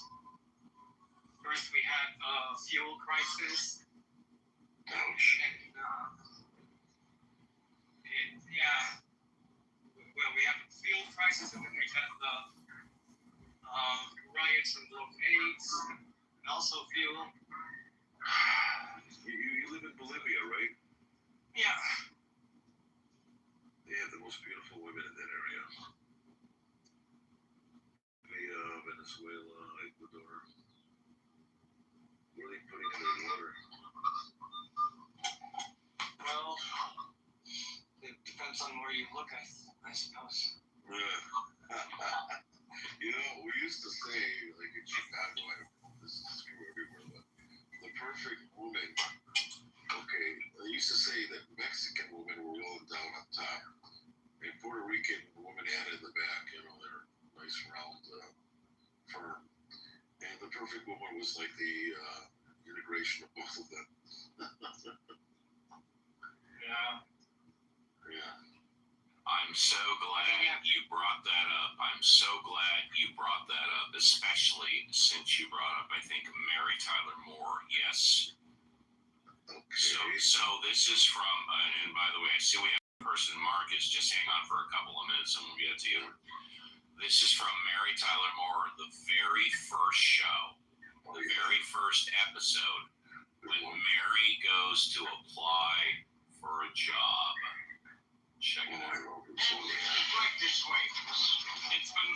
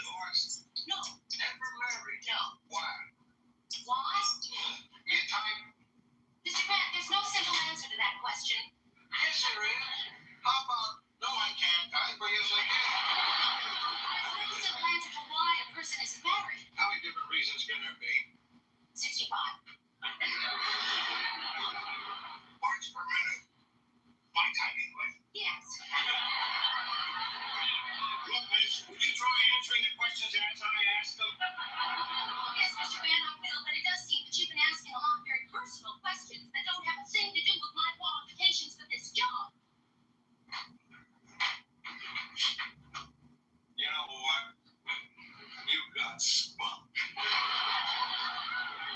Well, I hate spunk. Tell you what, I'll try you out for a couple of weeks, see if it works out. If I don't like you, I'll fire you. You don't like me, I'll fire you. that certainly seems fair. What's the job? The job is that of associate producer. Associate? Something wrong? No, I like it. Associate producer? The job pays $10 less a week than a secretarial job. That'll be fine.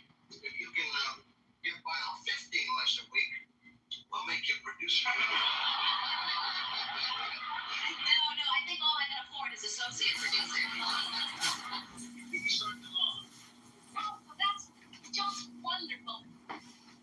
So I'll see you tomorrow. Show number 1, Mary Tyler Moore. She applied the job. That was a classic. That whole sequence. Oh yeah. That whole sequence. Before Ed Asner passed on, my brother was his attending physician. No shit. Yeah, in Los Angeles. And, No shit.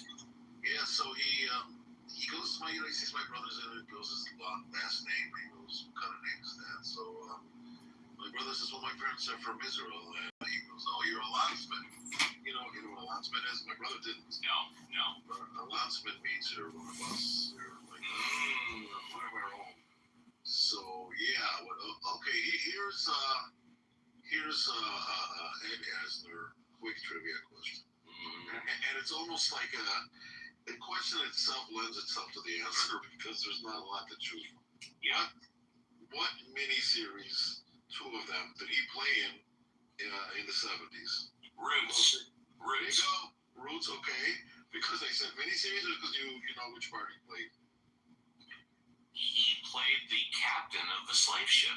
There you go. Very good. Very good. Okay, and then he played in another one of my favorites. It's dear to my heart. He played in another miniseries. I don't know which one came first. One of them started the whole miniseries. He wasn't in Rich Man, Poor Man, was he? Oh, there he was. Oh, he was. What did he play? He played the father, if I'm not mistaken. Okay, got it. Rich Man, Poor Man. Sure. Peter Strauss. Peter Strauss and Ned Nolte. Nick Nolte and Peter Strauss. Yeah, I also read the book. It's really. Yep.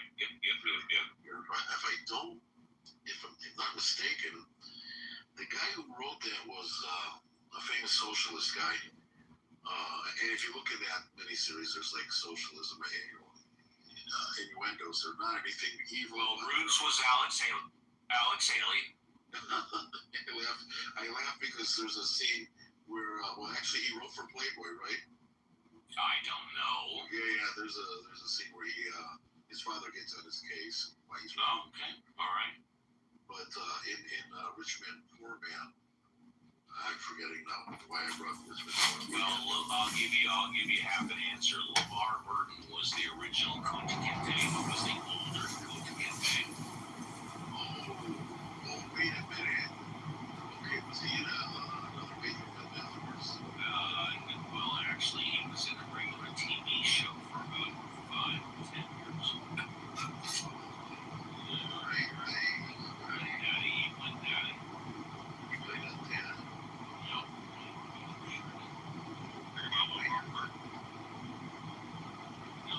LeVar Burton.